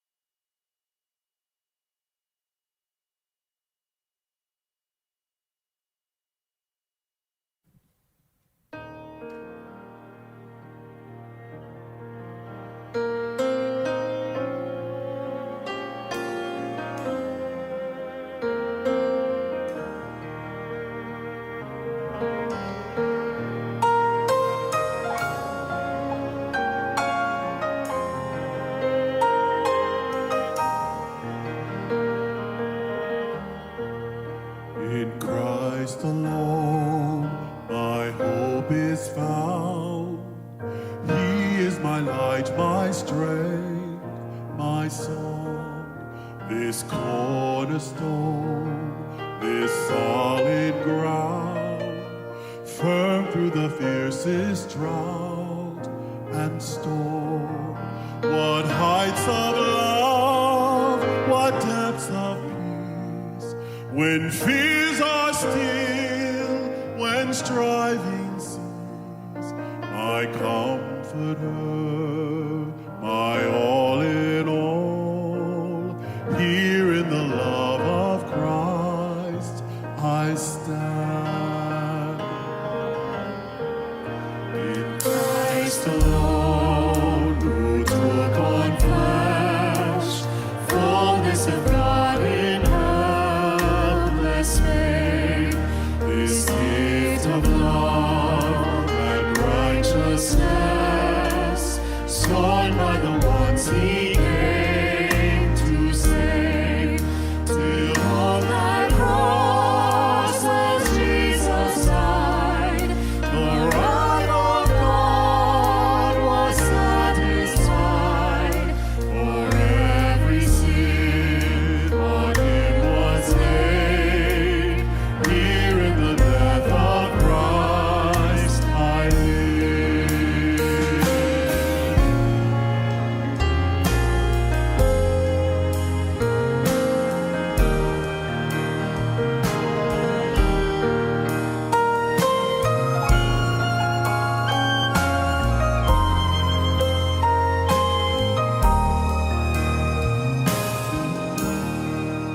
There in the ground his body lay, light of the world by darkness slain, then bursting forth in glorious day, up from the grave he rose again, and as he stands in victory, sin's curse has lost its grip on me, for I am his and he is mine, bought with the precious blood of Christ.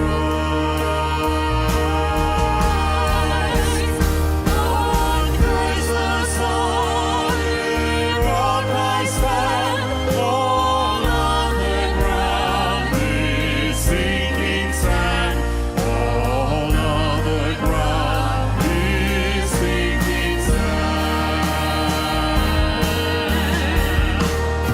On Christ the solid rock I stand, all other ground is sinking sand, all other ground is sinking sand. No guilt in life, no fear in death, this is the power of Christ in me, from life's prescribed to final breath, Jesus commands my destiny. No power of hell, no scheme of man can ever pluck me from his hand, till he returns or calls me home. Here in the power of Christ I stand.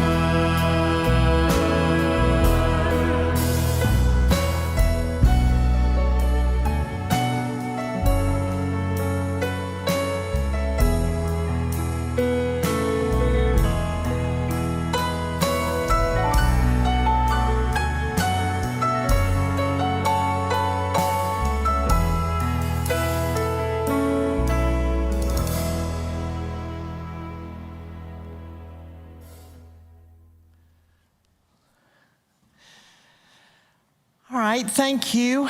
I'd like to call us back to order. I'd like now to invite the Reverend Mickey Rainwater to present the Conference Board of Ordained Ministry report. Mickey, if you would now go to microphone number 2.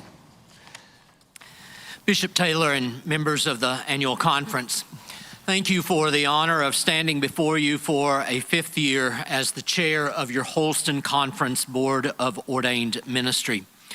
The Board of Ordained Ministry is elected by the annual conference, and it is charged with the primary responsibility of the enlistment and the recruitment of ministerial leadership for our churches and other ministry settings, as well as examining candidates for fitness for ministry. Our Book of Discipline spends several pages describing our roles and our responsibilities. We serve you, the Holston Annual Conference. I want to express my appreciation to all the members of the Conference Board of Ordained Ministry, laity, and clergy. You'll find the makeup, the membership of the Board of Ordained Ministry on page 100 of the Book of Reports. There are some who have recently completed their period of service on the board, and we thank you for your term of service. You'll find the report of the Board of Ordained Ministry on page 44 of the Book of Reports. In addition to the report that you find there, I want to mention just a few additional items. The work of the Conference Board of Ordained Ministry could not be accomplished without the wonderful team of clergy and laity who form our district committees on ministry. Thank you for your partnership with us.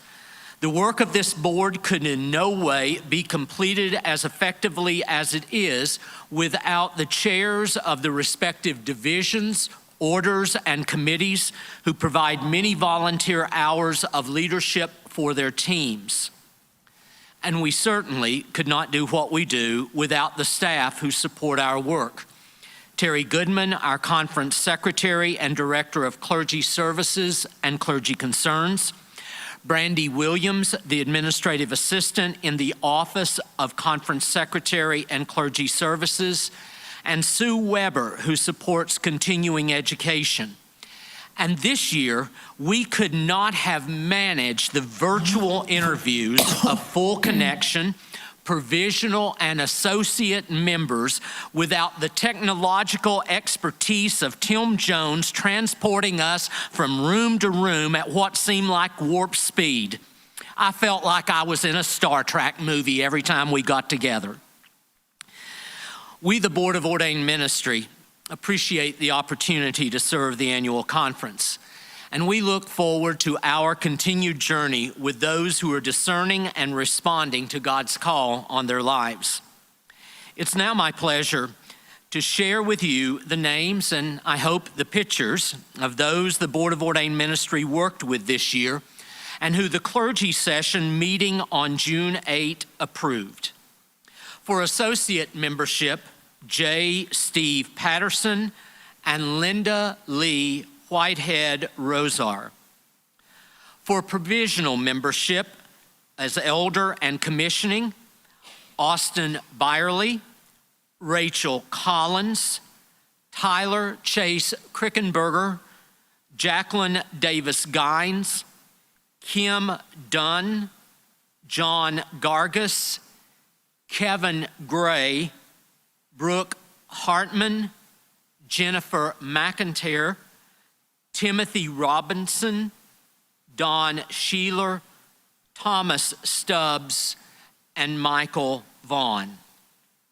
For Full Connection membership and ordination as deacons, Nathan Irwin and L. Audrey Madigan. For Full Connection membership and ordination as elders, Chris Black, Eric Broncala, Lisa Bryant, Palmer Cantler, T. Isaac Collins, Leslie Daniels, David Fugate, Justin Keating, E. Creighton Smith, and Nancy Twigg. Now, having named those being received into Full Connection, we'd like to show the annual conference a video of our Full Connection candidates answering the historic questions. We had technological issues last year that prevented us from presenting the candidates, but this year, all of the candidates will be displayed answering the questions except for Creighton Smith, who was medically unable to attend the Ordinance Day with the bishop. when this video was recorded. However, Creighton was asked the questions by his district superintendent, and we have added his verbal response to the audio of the video that you are about to see.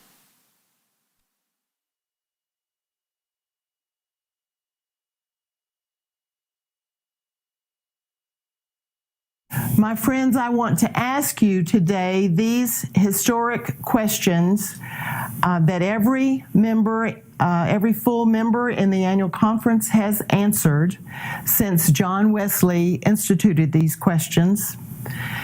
Have you faith in Christ? Yes. Are you going on to perfection? Yes. Do you expect to be made perfect in love in this life? Yes. Are you earnestly striving after it? Yes. Are you resolved to devote yourself wholly to God and God's work? Yes. Do you know the general rules of our church? Yes. Will you keep them? Yes. Have you studied the doctrines of the United Methodist Church? Yes. After full examination, do you believe that our doctrines are in harmony with the Holy Scriptures? Yes. Will you preach and maintain them? Yes. Have you studied our form of church discipline and polity? Yes. Do you approve our church government and polity? Yes. Will you support and maintain them? Yes. Will you diligently instruct the children in every place? Yes. Will you visit from house to house? Yes. Will you recommend fasting or abstinence both by precept and example? Yes. Are you determined to employ all your time in the work of God? Yes. Are you in debt so as to embarrass you in your work? No. Will you observe the following directions?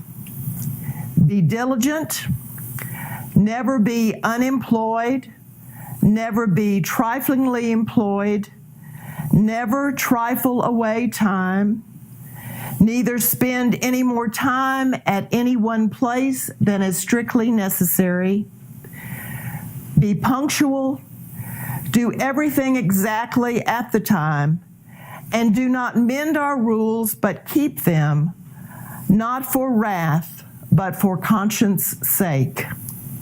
Yes. Thank you, my friends.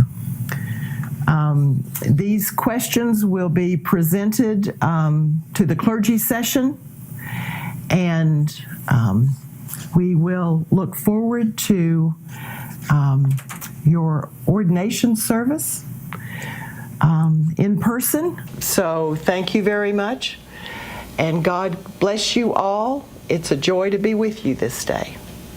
Thank you.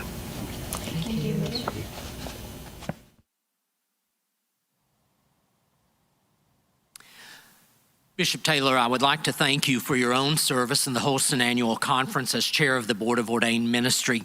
This concludes the report of the Board of Ordained Ministry, and thank you for allowing me the opportunity to make this presentation.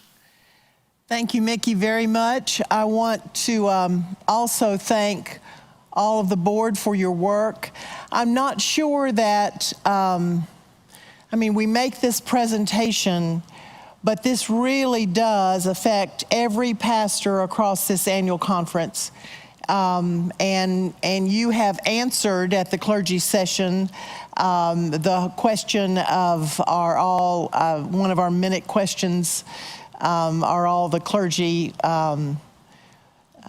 in good standing, and so that we could make those appointments, and those appointments are online. But thank you so much for all the work you do that help us to have pastors in our local churches. Thank you. I'd like now to invite the Reverend Jeff Wright to present the cabinet report. Jeff, if you'd please go to microphone number 1, and there you are. Through it all, I've learned to trust in Jesus. I've learned to trust in God. Through it all, I've learned to depend upon God's word. Through it all is an appropriate description for the last year. When the late Andre Crouch penned those words in 1971, I have no idea, I bet he had no idea how relevant they would be 50 years later as we navigated our way through pandemic living, as well as the societal, racial, political, economic, addiction, and mental health realities we have experienced this past year. Yet through it all, God has been with us and God is with us. Bishop Taylor and members of the 2021 Virtual Annual Conference, I call your attention to our printed report beginning on page 7 in the 2021 Book of Reports. On behalf of the Cabinet, I would like to say to the people of Holston, thank you. Thank you for persevering. Thank you for your steadfastness in the midst of uncertainty. Thank you for your determination in the face of trials. Thank you for the love and grace you've extended to each other and to those around you. We recognize this has not been a typical year. We have lived through COVID-19 shutdowns, lockdowns, and limits, but you have stepped up and stepped out into a new realities for being the church, worshiping differently and sharing God's grace and love in new and tangible ways. We know it has not been easy, but through it all, God has been in our midst. So we also offer thanks to God, for through it all, God has been with us every step of the way. There may have been times we wondered where God was. There may have been moments of confusion, anger, doubt, questioning, and even fear. There may have been days and weeks of wondering, will we make it? But as Andre Crouch said, through it all, we've learned to trust in God, and I would add, not always in ourselves. Through it all, we've learned to be the church in different ways than we ever have before. Hopefully, we have learned not to confine God to a certain time or a certain building. God is bigger than both. Too often we have become prisoners of our own design of how church should be. We limit when it can happen, even what can happen. Hopefully we have learned better. Hopefully we have learned more about pulling together and working together and serving together in the name and love of Jesus Christ, even if it has been different from our normal way of doing things. And it goes back to a question we have often let graze in the background. Where have people seen God? Where have people seen God in the pandemic and all that has been going on around us in the last year? Where have people experienced God's love in the struggles of this past year? Hopefully it's been in us as the church, as the people of God. It is seeing God in the midst of struggles that restores hope and revives perseverance. It is seeing God that helps us believe a better time is coming.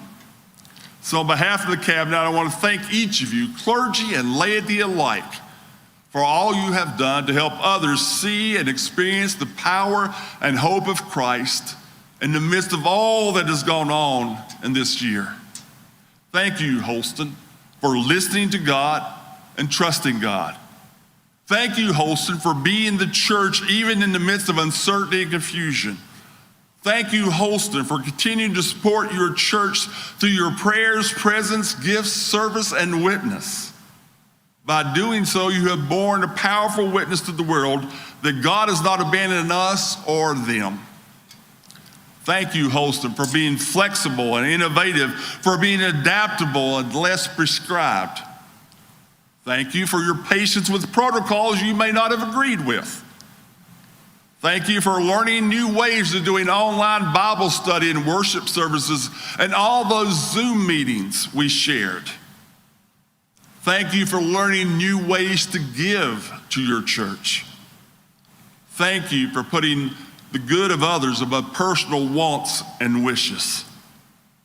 Through all of your efforts, the reach of the gospel through the churches of the Holston Conference has been magnified. Through all of your efforts, you have helped others see God in the midst of what they were experiencing. Through your efforts, you have made a difference in people's lives, and that includes people you will never meet. But they have watched the service on YouTube or Facebook. They may have come for a food distribution. They may have just needed a kind word exchanged through a mask in the aisle of a store 6 feet apart. And each time those instances have occurred, and more like them have occurred, God's love and hope have been extended through you. So thank you. Our prayer is that as laity and clergy, we'll continue working together to help others see and experience God in the midst of whatever we are facing. We pray you will share this message with strength and with confidence, because it's still needed in our world. The pandemic has lessened, but it is not over. All the unrest in society has not been overcome, and we have a ways to go, especially in the issue of racism. All the vitriol that has divided us and driven wedges in families and even churches has not diminished. We must continue to show Christ to the world by our example, our actions, and our words. The church must still be the church, even more so going forward. Prayerfully, this last year has strengthened our resolve, and even when the going gets difficult going forward, we will remember that through it all, God is and will be with us as we continue to make God's kingdom come on earth as it is in heaven. Now, each year, part of the cabinet report is to report the churches that have been closed since the last annual conference session. These listings are included in the printed cabinet report found in the book of reports and the errata. We recognize how these churches have faithfully served through the years, but faced with the declining and aging membership, declining population basis, financial insecurity, churches have chosen this route, sometimes because it's a prudent step to take, and sometimes because members have chosen to associate themselves with other churches to be able to do more with their gifts and graces by adding their gifts and graces to those churches. Today, as I call the names, if you have been associated with any of these churches, lift your own prayer of thanksgiving for that church. Brown's Chapel United Methodist Church, Tazewell, Virginia, Clinch Mountain District. And note that Brown's Chapel has merged with the Alexander Memorial United Methodist Church. Bethel United Methodist Church, Loudon, Tennessee, Smoky Mountain District. Arthur United Methodist Church, Arthur, Tennessee, Mountain View District. The Challenge United Methodist Church, Mountain City, Tennessee, Three Rivers District. Lone Mountain United Methodist Church, Tazewell, Tennessee, Mountain View District. Will you bow with me for a word of prayer for these churches? Gracious God, today we mark the closing of these churches. For every soul that has been gained for the kingdom through the ministry of these churches, we give you thanks. For every life that has been changed, we give thanks.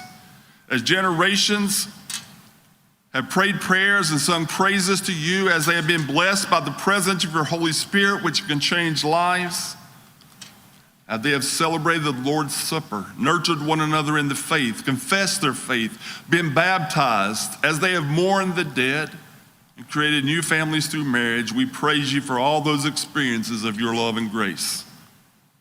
As we come to this moment, we are indebted to their histories, strengthened by their legacy, and we offer our collective thanks and praise to you through Jesus Christ our Lord. Amen. Now, Bishop Taylor, in closing this report, the cabinet would be remiss if we did not acknowledge the upcoming retirement of our resident bishop, Bishop Mary Virginia Dindy Taylor.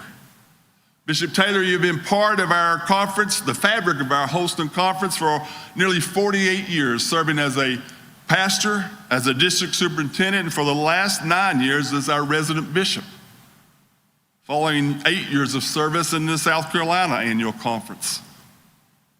We are thankful for and we will miss your leadership, your grace, your caring, your love, and your laughter. We know the role of being a bishop is not always appreciated or respected by everyone. But on behalf of those serving in the cabinet now and those who have served with you, you have our love and respect. Thank you for your servant's heart. Your heart has always been a part of your work and life among us and the roles you have fulfilled in the Holston Conference.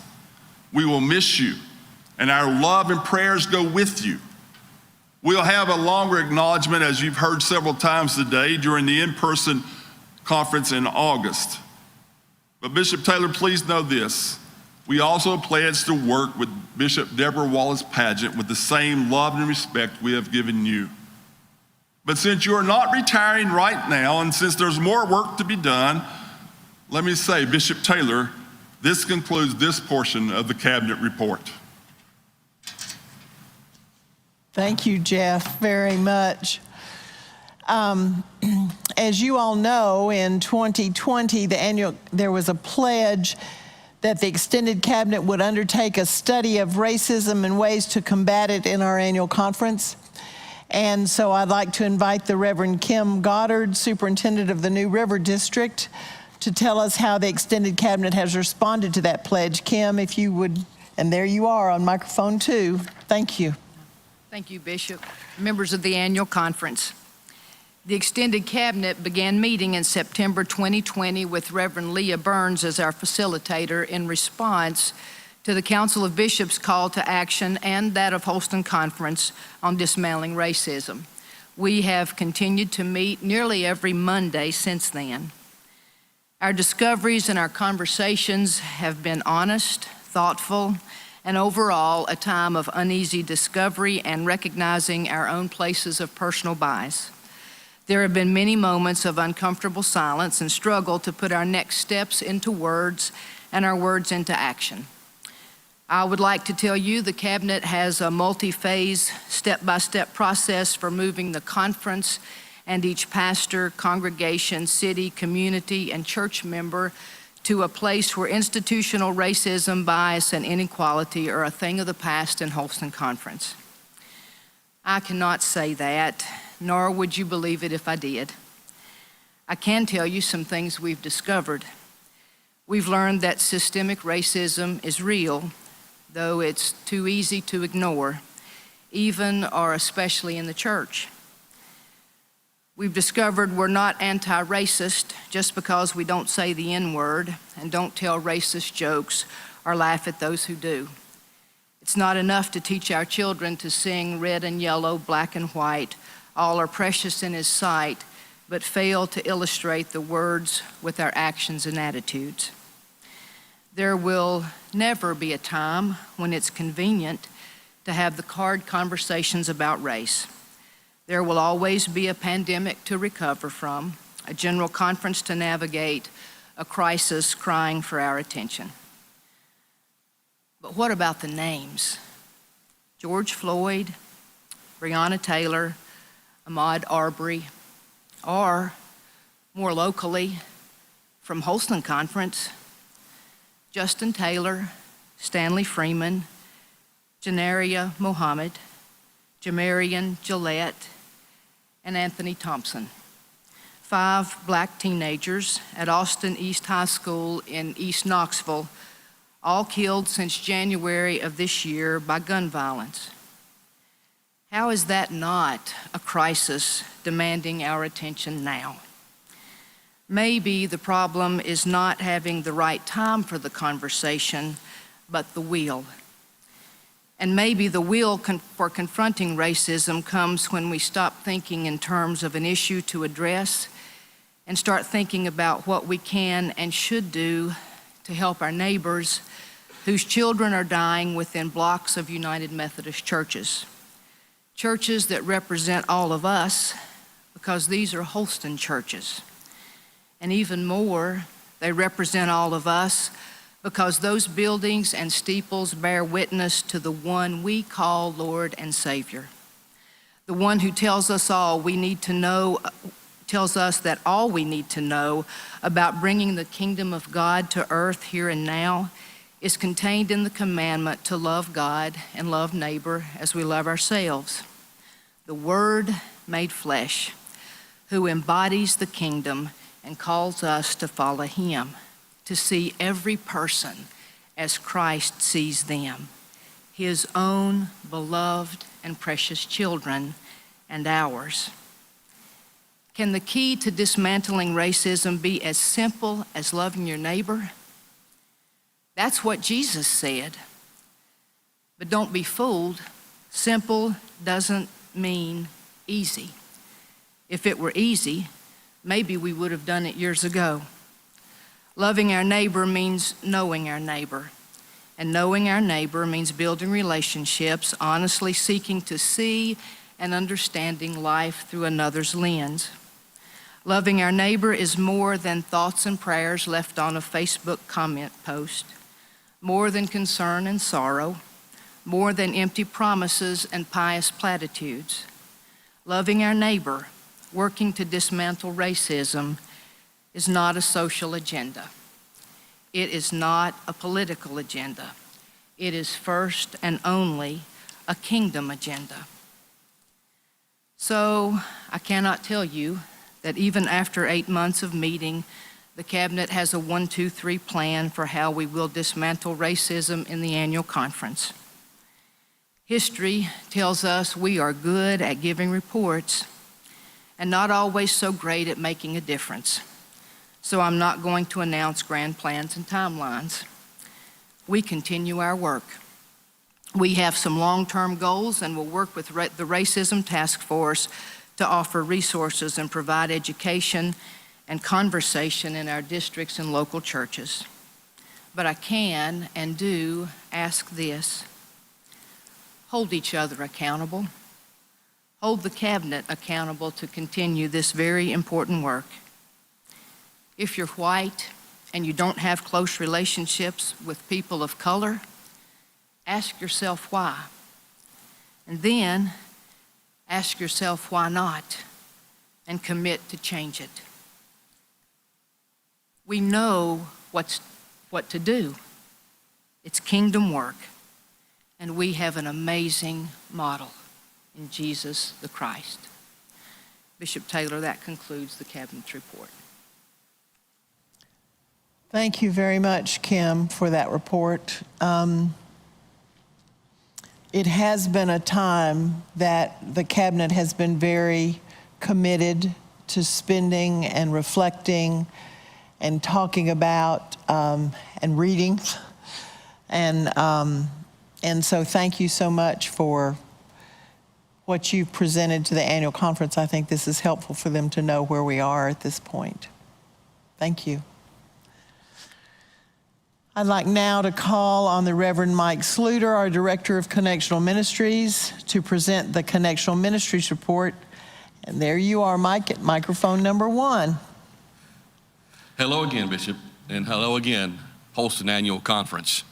Again, it is good to be with you this afternoon. You can find in the book of reports on pages 19 through 43 the different reports from the different areas of Connectional Ministries, and you can read that for yourself. What I want to share with you now in a quick fashion are the results and the numbers from our most recent hands-on mission kit collection.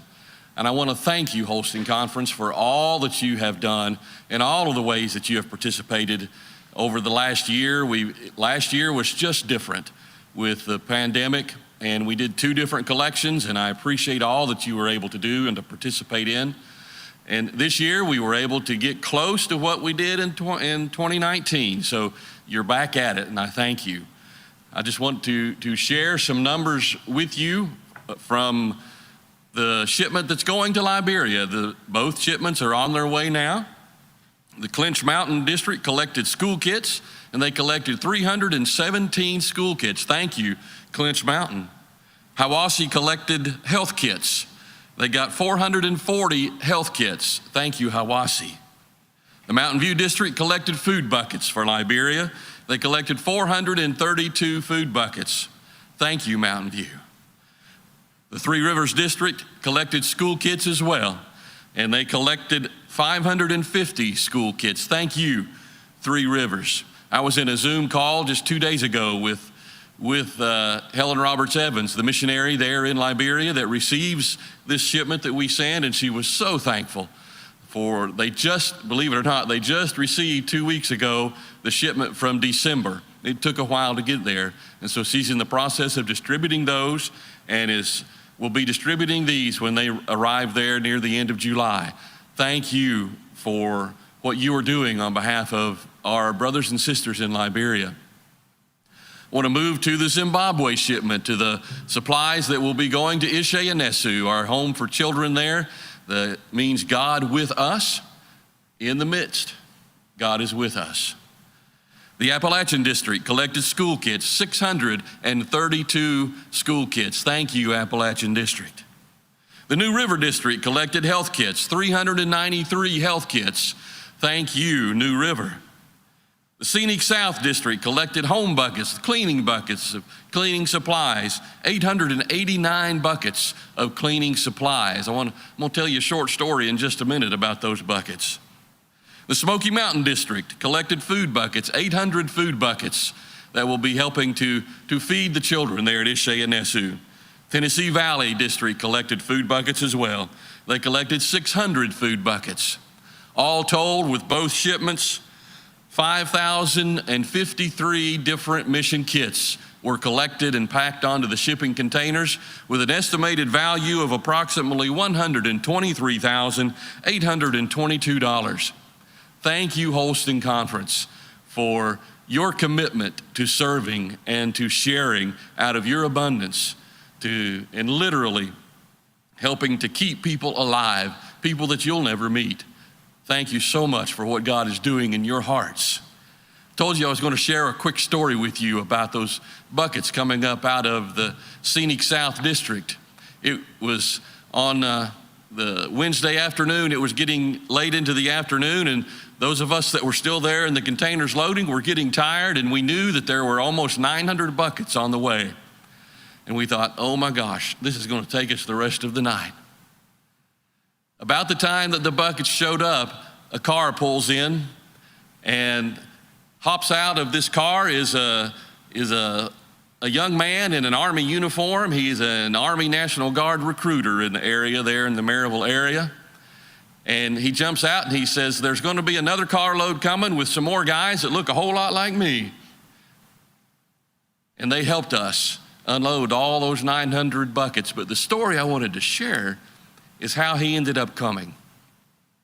Jimmy Manus, the family and missions director for Fairview United Methodist Church, periodically goes to a Vienna coffee house there in Maryville, and he ran into this young Army recruiter there at that coffee house, and they struck up a conversation, and the Army recruiter said, I'm interested in the service project, getting some service hours. Do you know where I might be able to do that? And this was like a week before the containers were being dropped and we were collecting. And Jimmy said, I think I've got something that'll right up your alley. And so he tells him the story and is able to share with him and the other gentleman that was with them, share with the gospel with this young man who was not part of a church anywhere. So you see, Holston Conference, what you are doing, you may think, oh, I'm just buying a little bit of food items and putting them in a bucket. But particularly this time, you were able to turn the back of a shipping container into a church altar where the gospel was shared. Thank you. Thank you. That gospel will continue to be shared on the streams and the trails of Liberia as those supplies are distributed.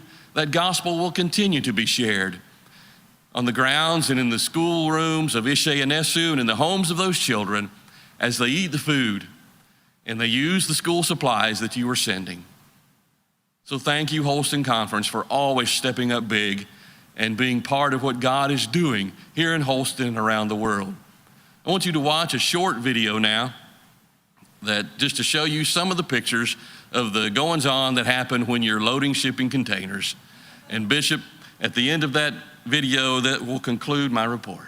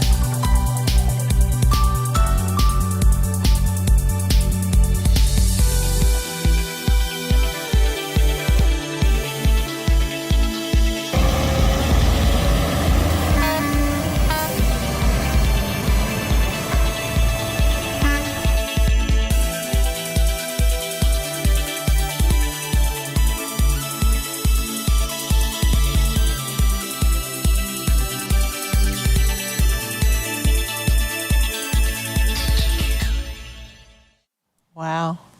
I was asked to share one more thing.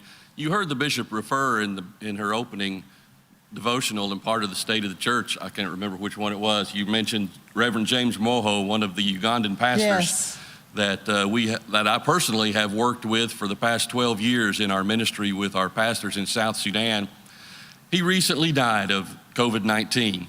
He was a district superintendent in the Ugandan conference, Ugandan South Sudan annual conference.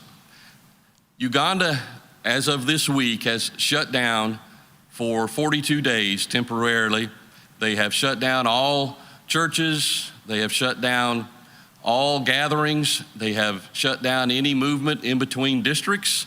They have shut down any kind of gatherings at all, and many of the markets trying to battle COVID-19. It is on the rise there. Things are getting better here in the United States, but it's not so much the same in many places around the world. Right. So I would covenant with you to be in prayer for not only Uganda, but it's rising not as quickly, but it is rising in South Sudan. And I would covenant with you to be in prayer for these places and other places around the world that are continuing to do battle with COVID-19 and to continue to lift them up. So thank you, Tim, for reminding me to say something about that, and thank you for your prayers.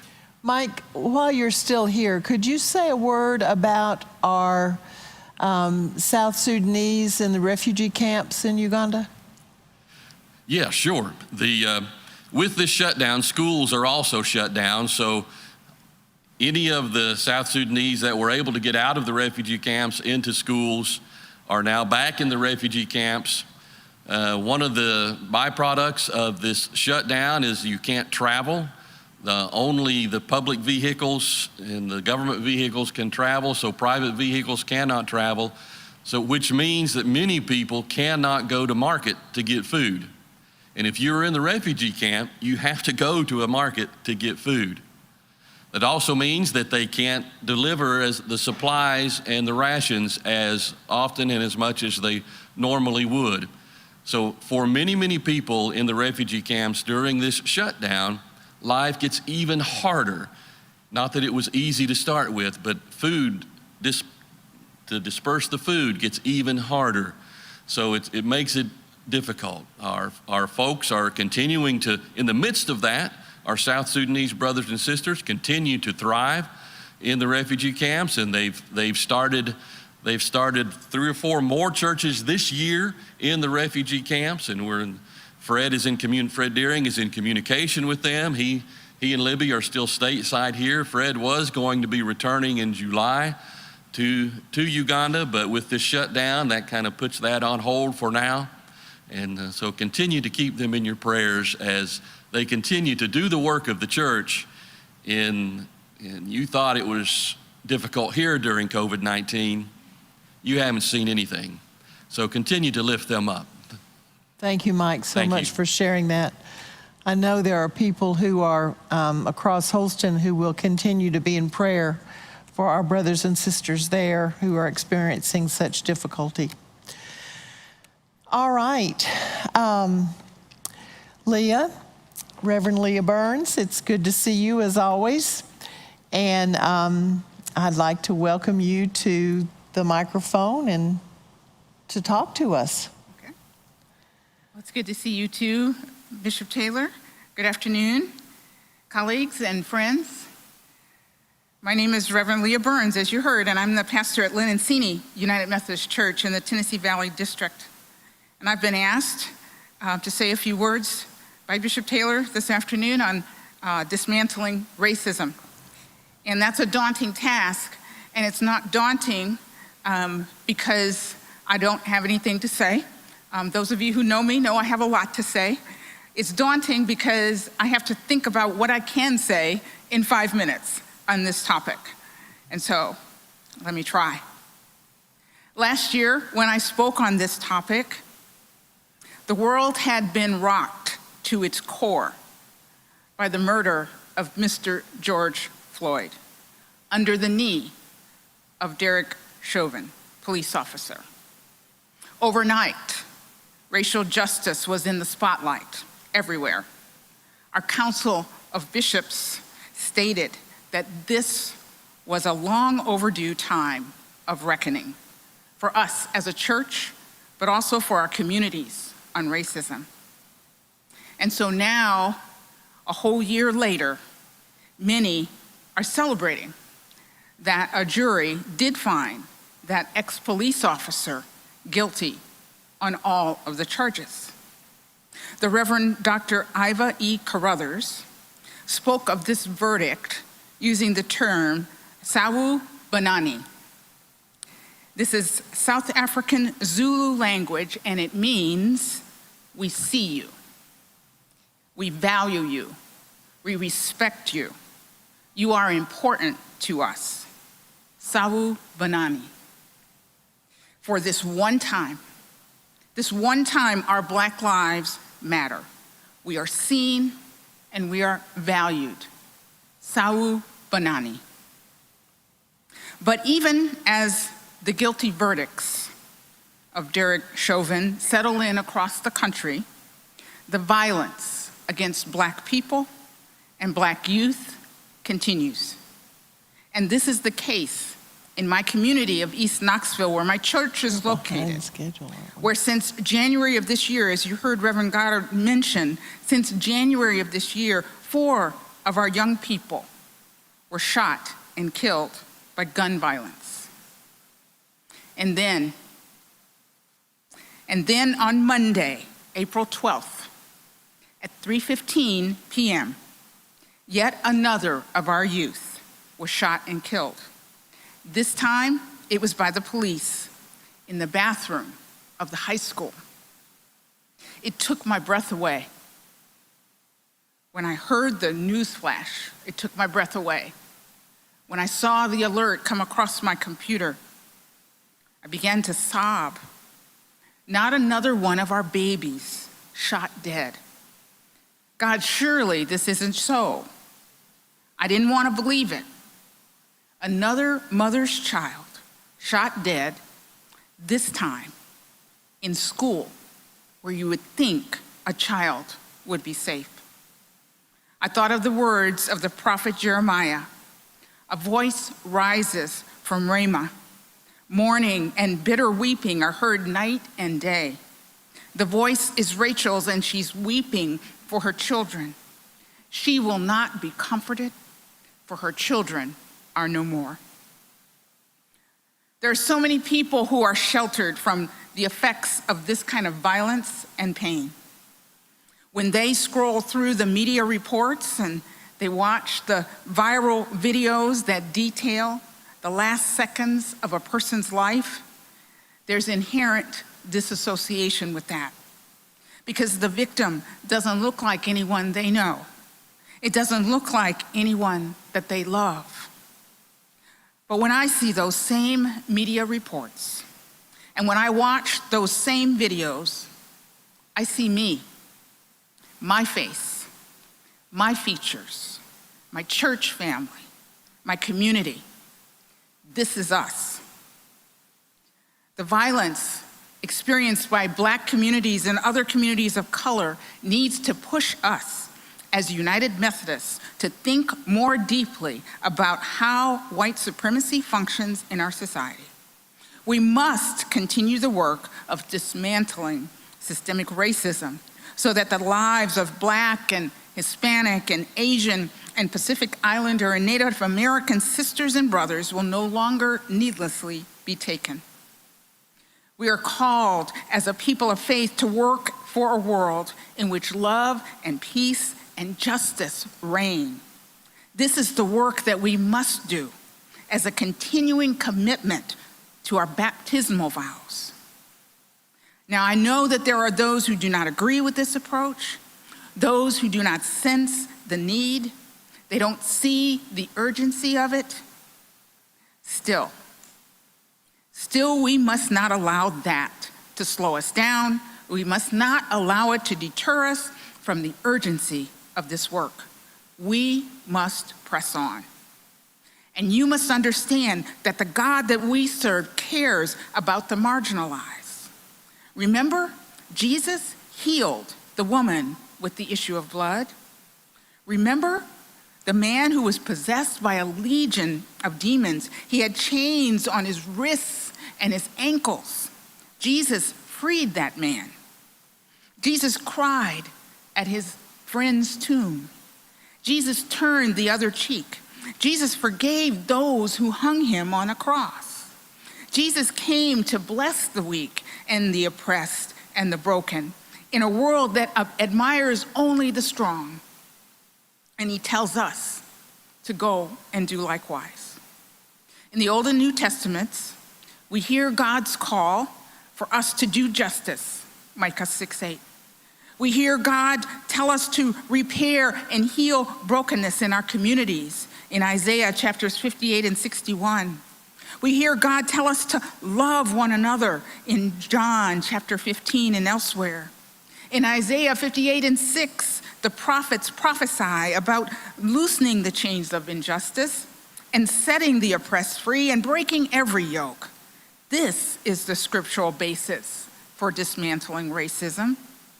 And it's challenging work, as you heard Reverend Goddard talk about the 8 months of hard work that the cabinet's been going through. It doesn't come without pain. It doesn't come without lament. It doesn't come without confession. It doesn't come without greater awareness of yourself and those around you. It doesn't come without a change of heart.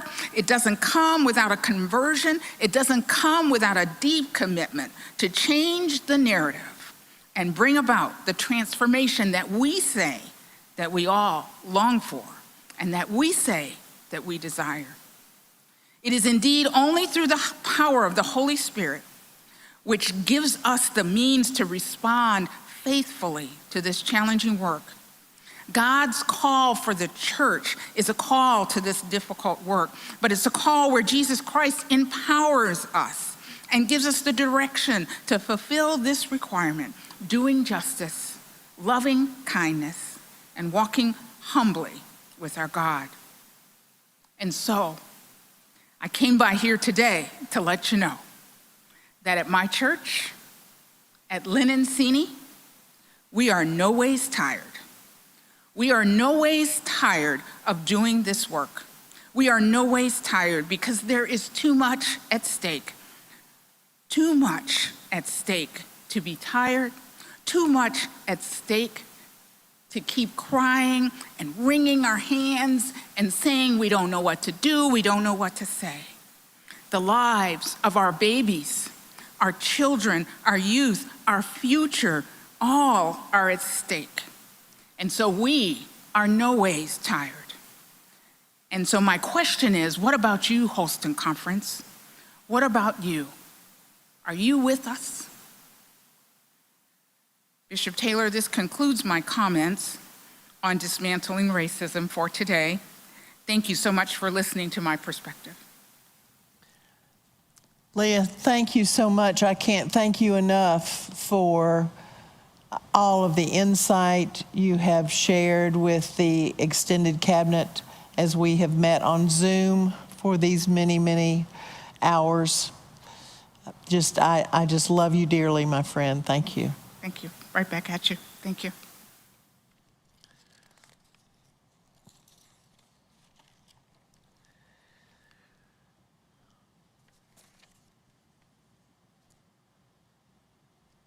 Okay. It is. Yes. Thank you. I was going to.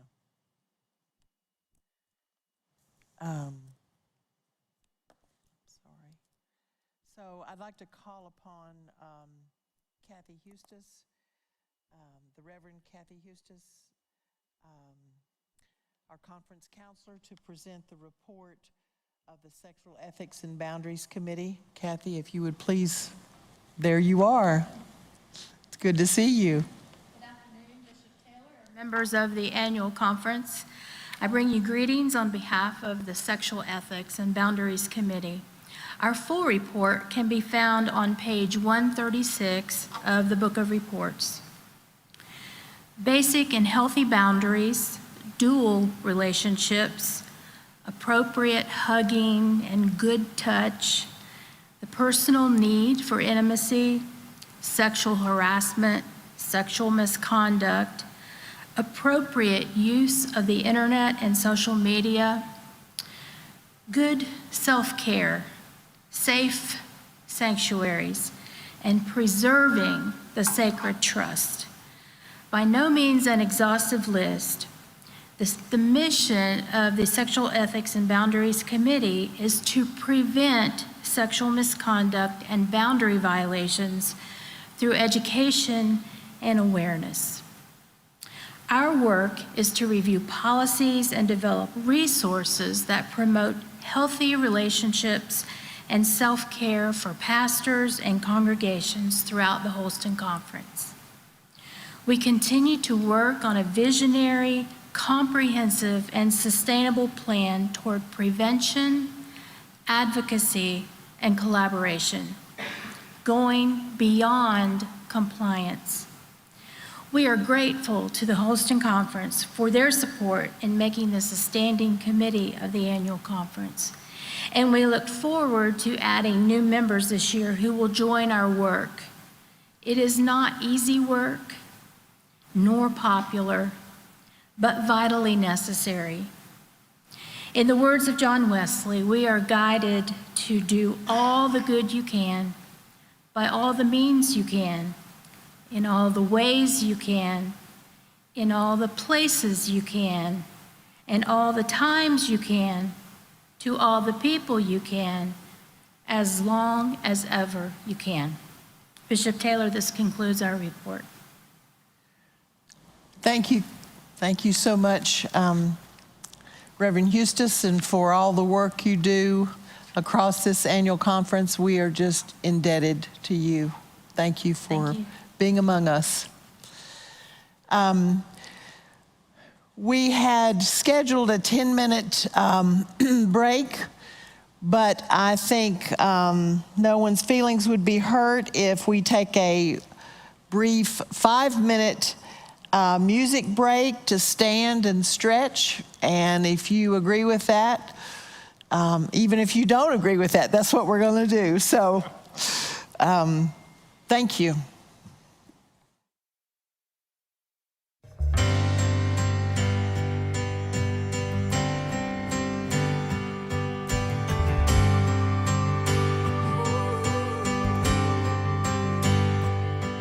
I will sing of your goodness. I will sing of your love. Though the seasons come quickly, you have always been enough. Though the night may get dark, though the waiting seems long, you have always been faithful to remind me of your love. You are good. In the morning I'll sing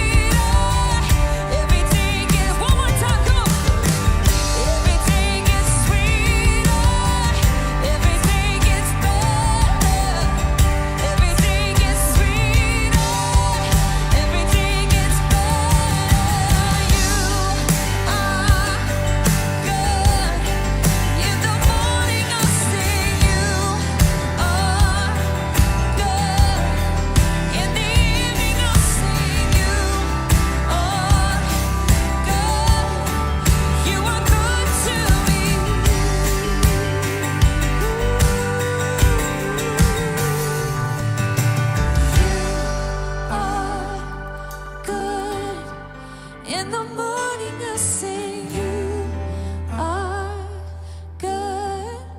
In the evening I sing, you are good. You are good to me.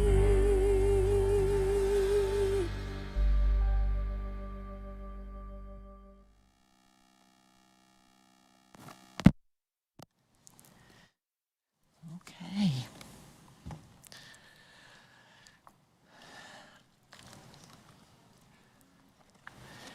I'd like to call us back to order, and I'd like to call on the Reverend Reed Shell to present a report from our Conference Personnel Resources Committee. Reed, if you would go to microphone number 1. Thank you for being here, sir. Annual conference, the report from the Personnel Resource Committee can be found in the Book of Reports at page 133.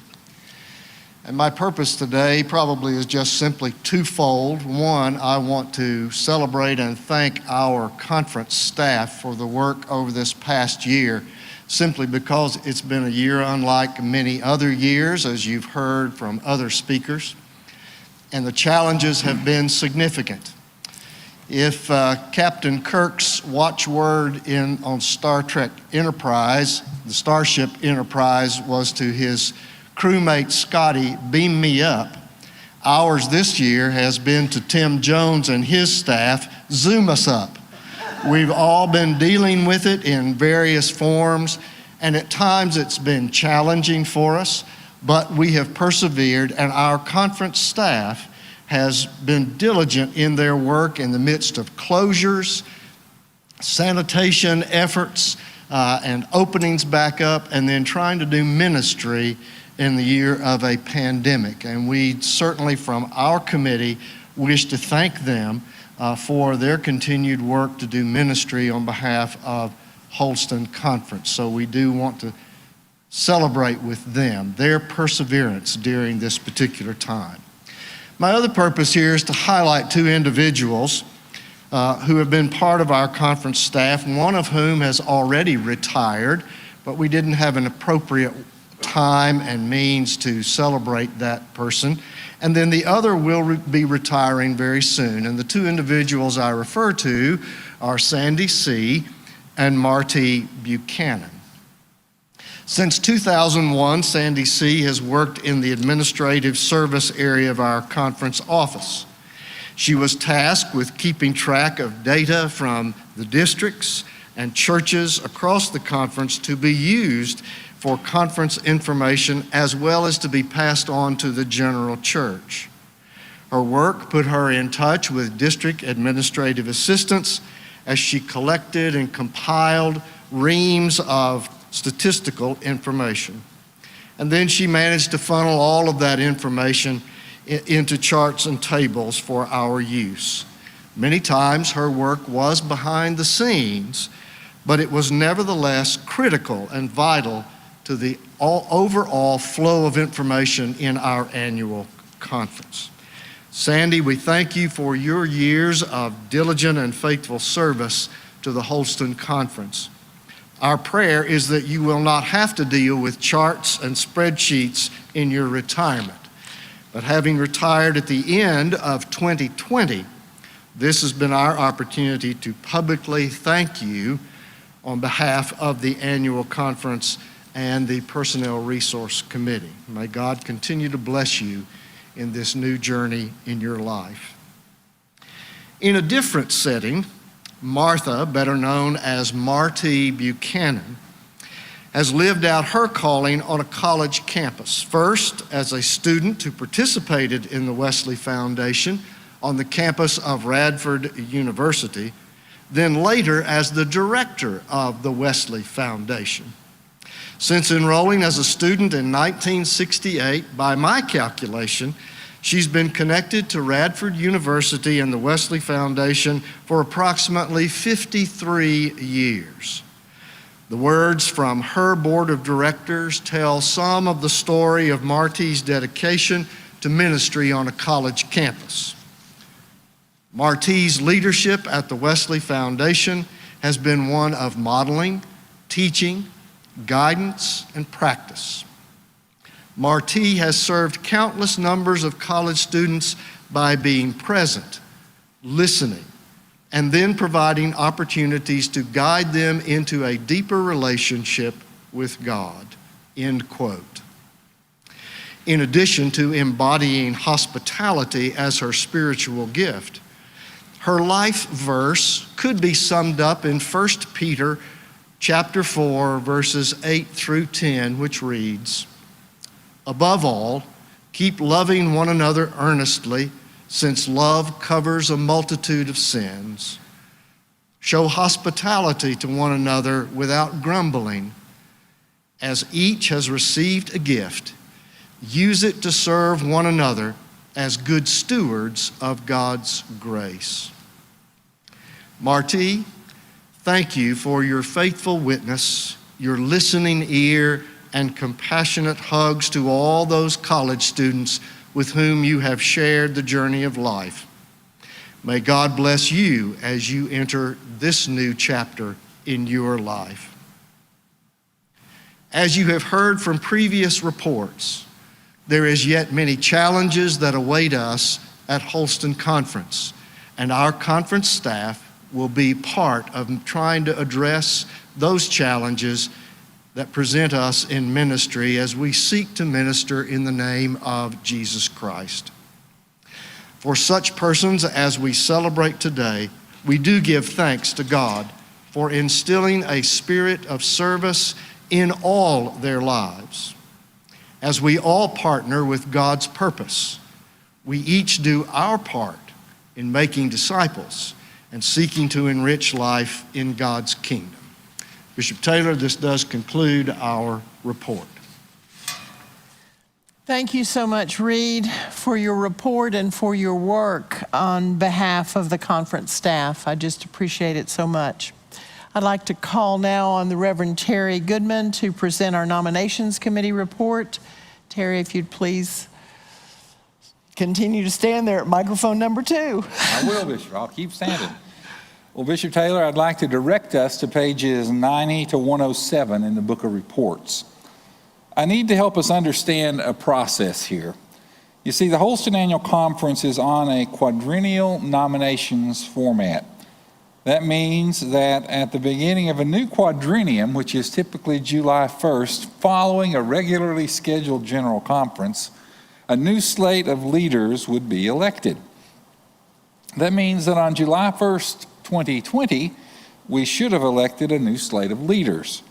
With the delay, however, of the General Conference and our inability to vote during the COVID crisis at the 2020 Annual Conference, we were unable to elect that new slate of leaders.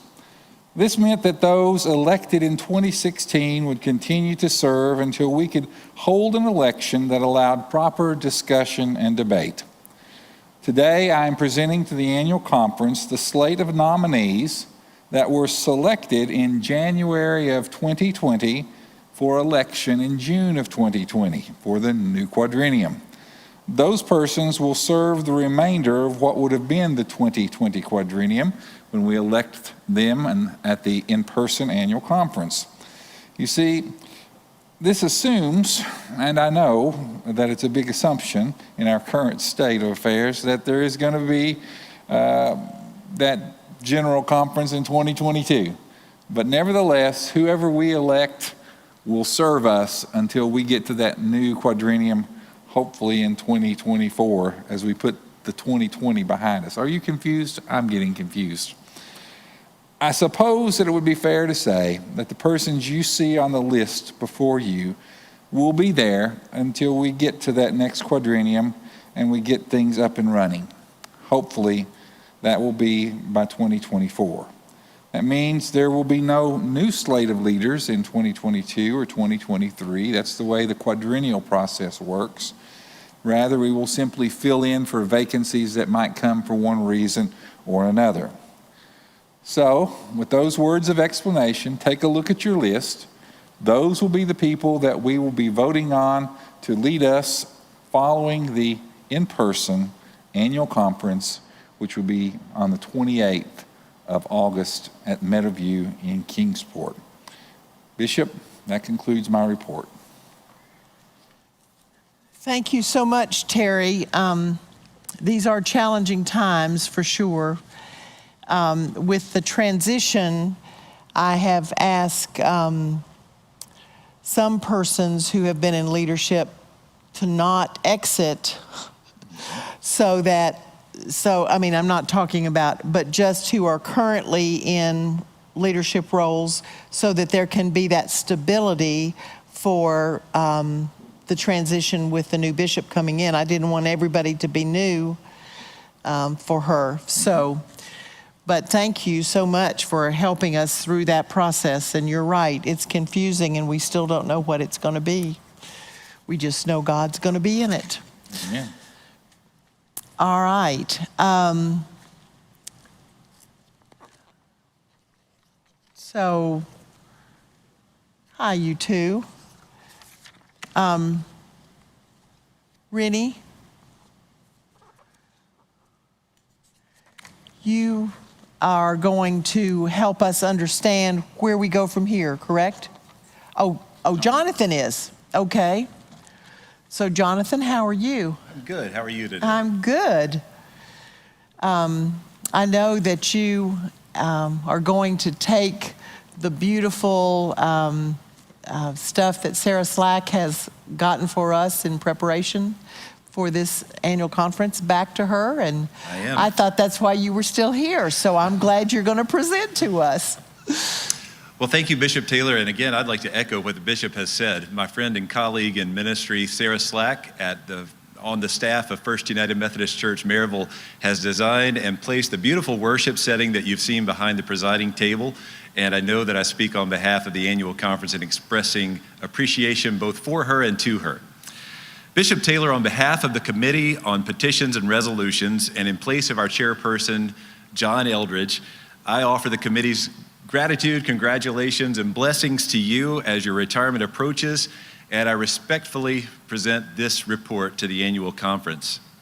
The committee's written report appears on pages 114 through 121 in your book of reports, where annual conference members may read both the text of each submitted resolution and the committee's recommendation. On behalf of the committee and the originators of these resolutions, I ask that you read them carefully if you have not taken the time to do that yet, so that you are well prepared for the adoption process in August. Please develop your questions and your perspectives so that our conversation in August is fruitful, constructive, and faithful. The Committee on Petitions and Resolutions, sometimes confusingly and awkwardly abbreviated as CPR, is responsible for receiving and considering each submitted petition or resolution and for recommending concurrence, non-concurrence, or referral to an appropriate committee. Since this report comes from a committee, one potential communication obstacle is that we often vote on the committee's recommendation when we gather for the annual conference vote. For instance, the committee might recommend non-concurrence with a particular resolution, which means that the committee recommends against adoption of that particular resolution. In such a case, when we vote for the committee's recommendation, we are actually voting against the resolution itself. So I'm grateful for your attention now to the committee's recommendations, and I ask you for your careful attention to the bishop's instructions as we vote together in August. Please listen closely to whether the bishop is asking you to vote on the committee's recommendation or on the resolution itself. Some of the resolutions included in this year's report were actually submitted last year, when the COVID-19 crisis prevented us from conducting the business of the annual conference in typical customary ways. This explains any date reference that you might read or hear to 2020 in this report. So please join me now on page 114 of your book of reports as we consider together this year's proposed resolutions. Resolution number 1 is for a moratorium on church trials for clergy. This resolution has been withdrawn from the committee's and from the annual conference's consideration by its author and/or originator. please see the procedural note on the bottom of page 114. It is the prerogative of the person or the organization that submits a petition or resolution to withdraw it from our consideration before it reaches the floor of the annual conference. Resolution number 2, for a more intentional and systemic stewardship of creation. This resolution, offered by the Holston Conference Creation Care Committee, calls upon the conference and its congregations to embrace more intentional attitudes and actions toward the care for creation and stewardship of the natural world. The Committee on Petitions and Resolutions heartily appreciates and endorses the spirit of this resolution. However, the committee's judgment is that its resolved actions, as proposed, are too generalized to be implemented effectively. Therefore, the committee recommends referral of this resolution to the conference's Outreach Advocacy Ministry team. Resolution number 3, for a new Holston Conference financial report. This resolution has been withdrawn from the committee's and the annual conference's consideration by its author and/or originator. Again, I refer you to the procedural note on the bottom of page 114. It is the submitter's prerogative to withdraw a petition or resolution before it is considered during the session of the annual conference. Resolution number 4, for an expansion of the Holston Conference's online databases.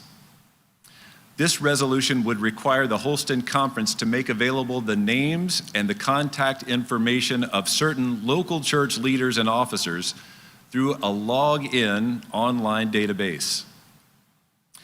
The committee appreciates the resolution's intention to facilitate communication between churches and among conference laity. However, because of significant concerns for cyber abuse or other potential misuse of this personal information, the Committee on Petitions and Resolutions voted unanimously to recommend non-concurrence with this resolution. The committee does not recommend its adoption.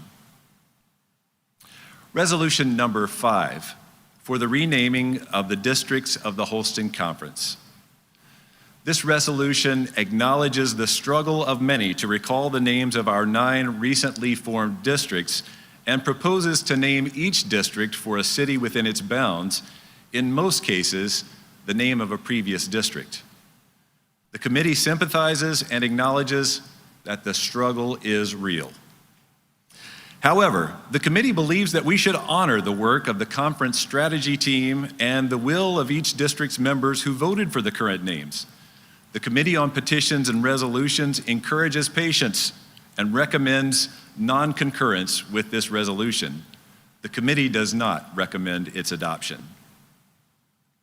Resolution number 6, for a moratorium on church trials of clergy. Like resolution number 1 on page 114 of the Book of Reports, this resolution calls for a moratorium on church trials on charges related to human sexuality. The Committee on Petitions and Resolutions has no recommendation regarding this resolution because the committee has not yet considered it. The recommendation printed on page 121 of your Book of Reports is actually the committee's recommendation concerning resolution number 1, which has since been withdrawn by the originator. I refer you to page 6 of the Book of Reports errata published by the conference secretary and available for download and review on the conference website. To clarify and to reiterate, Holston Conference UMC Next submitted resolution number 1, printed on the Book of Reports page 114, before the March 1 deadline for petition or resolution submission. The Committee on Petitions and Resolutions considered that resolution in its March 3rd meeting and recommended non-concurrence. That non-concurrence recommendation mistakenly appears on page 121 of the Book of Reports.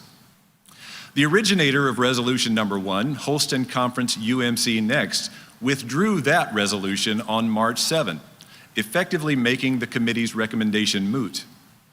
Holston Conference UMC Next has since submitted resolution number 6, which the Committee on Petitions and Resolutions has not yet considered.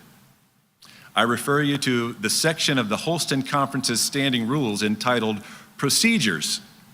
In section heading Roman numeral 3, Program and Reports, paragraph 17 specifies, and I'm quoting here, any resolution to annual conference, including new business that was not first considered by the Committee on Petitions and Resolutions, shall be referred to the Committee on Petitions and Resolutions for a recommendation, after which the annual conference shall consider it in the time on the program allotted for new business. Such resolutions shall be submitted to the Secretary of the annual conference by noon on the first full day of annual conference. This portion of our standing rules appears on page 228 of your 2020 Journal of the Holston Annual Conference. However, as the Reverend Dr. Brad Scott reported a couple of hours ago, the Committee on Rules and Order has proposed an adjustment to that rule this year, given the unusual circumstances and means of conducting the business of the annual conference. That committee's recommendation, which is found on page 130 of your current year's Book of Reports, is that petitions and resolutions not previously considered by the Committee on Petitions and Resolutions be submitted between 2 o'clock and 6 o'clock p.m. on Saturday, June 12, 2021, at the following email address, acnewbusiness@holston.org. Requests will be time-stamped by time received and will be dealt with in order of receipt. Receipt of items does not guarantee that items will be dealt with at the annual conference. A fixed amount of time, depending upon schedule constraints of the day, is set aside for new business, and only as many items as can be dealt with during that time will be presented.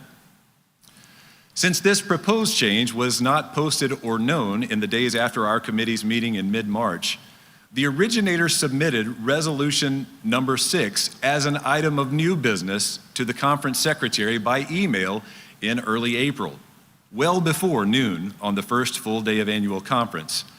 So the Committee on Petitions and Resolutions expects to receive this resolution by referral. Bishop Taylor, will you please make a determination on whether resolution number 6 is presently properly received as a proposed item of new business in accordance with the procedural rule then in effect? And if it is not, Secretary Reverend Goodman, will you please communicate to the resolution's originator the need to submit it within the posted parameter of the revised procedural rule as shared with us earlier by the Reverend Dr. Scott? The Committee on Petitions and Resolutions will meet before the in-person annual conference session in August to consider all petitions and resolutions proposed as items of new business, and our committee chairperson will forward the committee's recommendations on any such petitions or resolutions to the conference secretary. Bishop Taylor and members of the Holston Annual Conference, this concludes the report of CPR, the Committee on Petitions and Resolutions. Reverend Jonas, I'm so glad you've stayed today through this annual conference session. You had much more important business to do than just simply to take home the materials that Sarah Slack your associate had brought. So I think this petition, resolution number 6, needs to be resubmitted during that window. Since that's what as an item of new business. Okay, well, I hope then the originator of that petition is with us today. And okay. If not, Secretary Reverend Goodman, would you make that follow through and let that submitter know that it probably has not been submitted properly as an item of new business? I'd be grateful. Okay. I think those submitters and originators assume that they are already on the clock. Well, I just think, as I followed what you were saying and rules of order, and I think we need to follow our own rules of order because we will have approved them right when we're able to meet in person. Yeah, and thank you for that opportunity to explain all the complication because it is an unusual year, and I appreciate your attention to that and making that declaration. Now it's crystal clear. Okay. Thank you. Thank you so much. All right.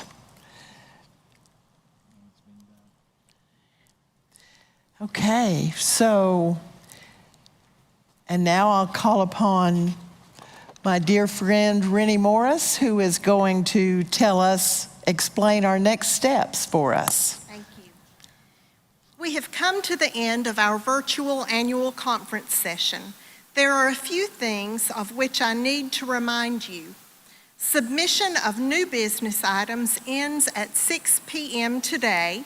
See page 15 of the Members Resource Guide on ac.holston.org for more information. Register that you attended today's virtual annual conference session. You must go online following this session and register. You will need to enter a password before you can submit your attendance. The password Wesley is all lowercase. Again, Wesley is the password for registering your attendance at today's virtual annual conference, and it is all lowercase. You will find the registration link at ac.holston.org. You have until 11:59 p.m. on Sunday, June 13th, 2021, to register your attendance. If you have questions that you need to pose to one or more of the presenters, you will go to ac.holston.org and locate the form named 2021 Submit a Question under Resources. Questions are received until 11:59 p.m. on Monday, June 14th. All questions will be given to the appropriate presenter to answer. The Conference Secretary Office hopes to have all questions and answers posted online at ac.holston.org for everyone to read by July 1st, 2021. You also need to be aware that annual conference will resume in late August. Sometime around the 1st of August, the conference will be mailing an annual conference packet to all registered members of the annual conference that contains your official name badge. I cannot stress enough how important it is that you bring that name badge with you in August to the in-person session of the annual conference. You cannot be admitted to the floor of the annual conference without proper credentials. In that packet will also be any last-minute items for your consideration. If you have not received your annual conference packet by August 16th, then you should contact Charlotte Riggins at the conference office. On August 27th at 3 p.m., we will present the memorial service. This will be live streamed due to COVID restrictions in place at the time of planning of these services. Attendance is limited to families and invited guests. That same day at 7 p.m., the service of ordination and commissioning will be live streamed for you to watch. In-person attendance is limited to those involved in the service and their invited guests. On Saturday, August 28th, we will gather for the in-person annual conference session at noon at the Meadowview Convention Center in Kingsport, Tennessee. I refer you to the Members Resource Guide for more information about that day. Thank you for your time and attention this afternoon. Please make sure to register your attendance by 11:59 p.m. Sunday, June 13th. You will need the password Wesley in order to complete the registration process. Bishop Taylor, that concludes my presentation. Thank you so much, Rennie. I think we need to pay attention to what you have shared with us so that we are able to meet together again in person. So thank you so much for being here and for this information that has been so helpful. Thank you, Bishop Taylor. And I want to thank all of you who have participated today in this virtual annual conference, for those who have presented, for everyone who's been watching online. Thank you so much. I'm glad that we have been able to gather in this way once again, and look forward when we're able to see each other face to face.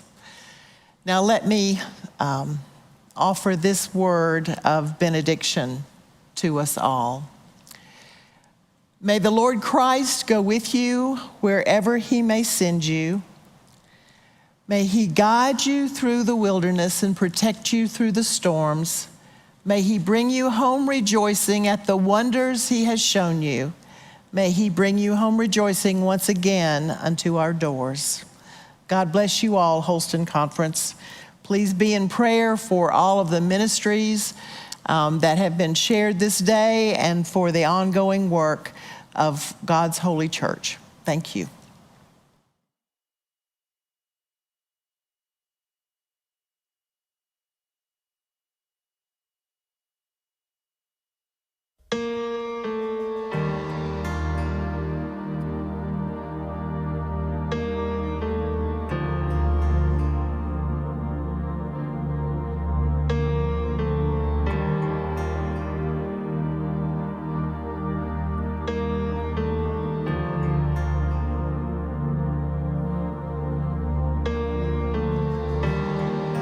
Walking around these walls, I thought by now they'd fall, but you have never failed me yet.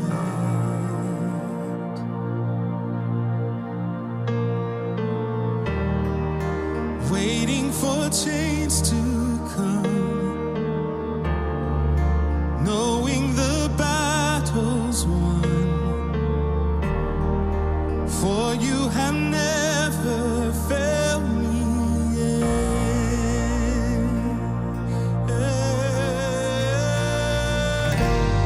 Your promise still stands.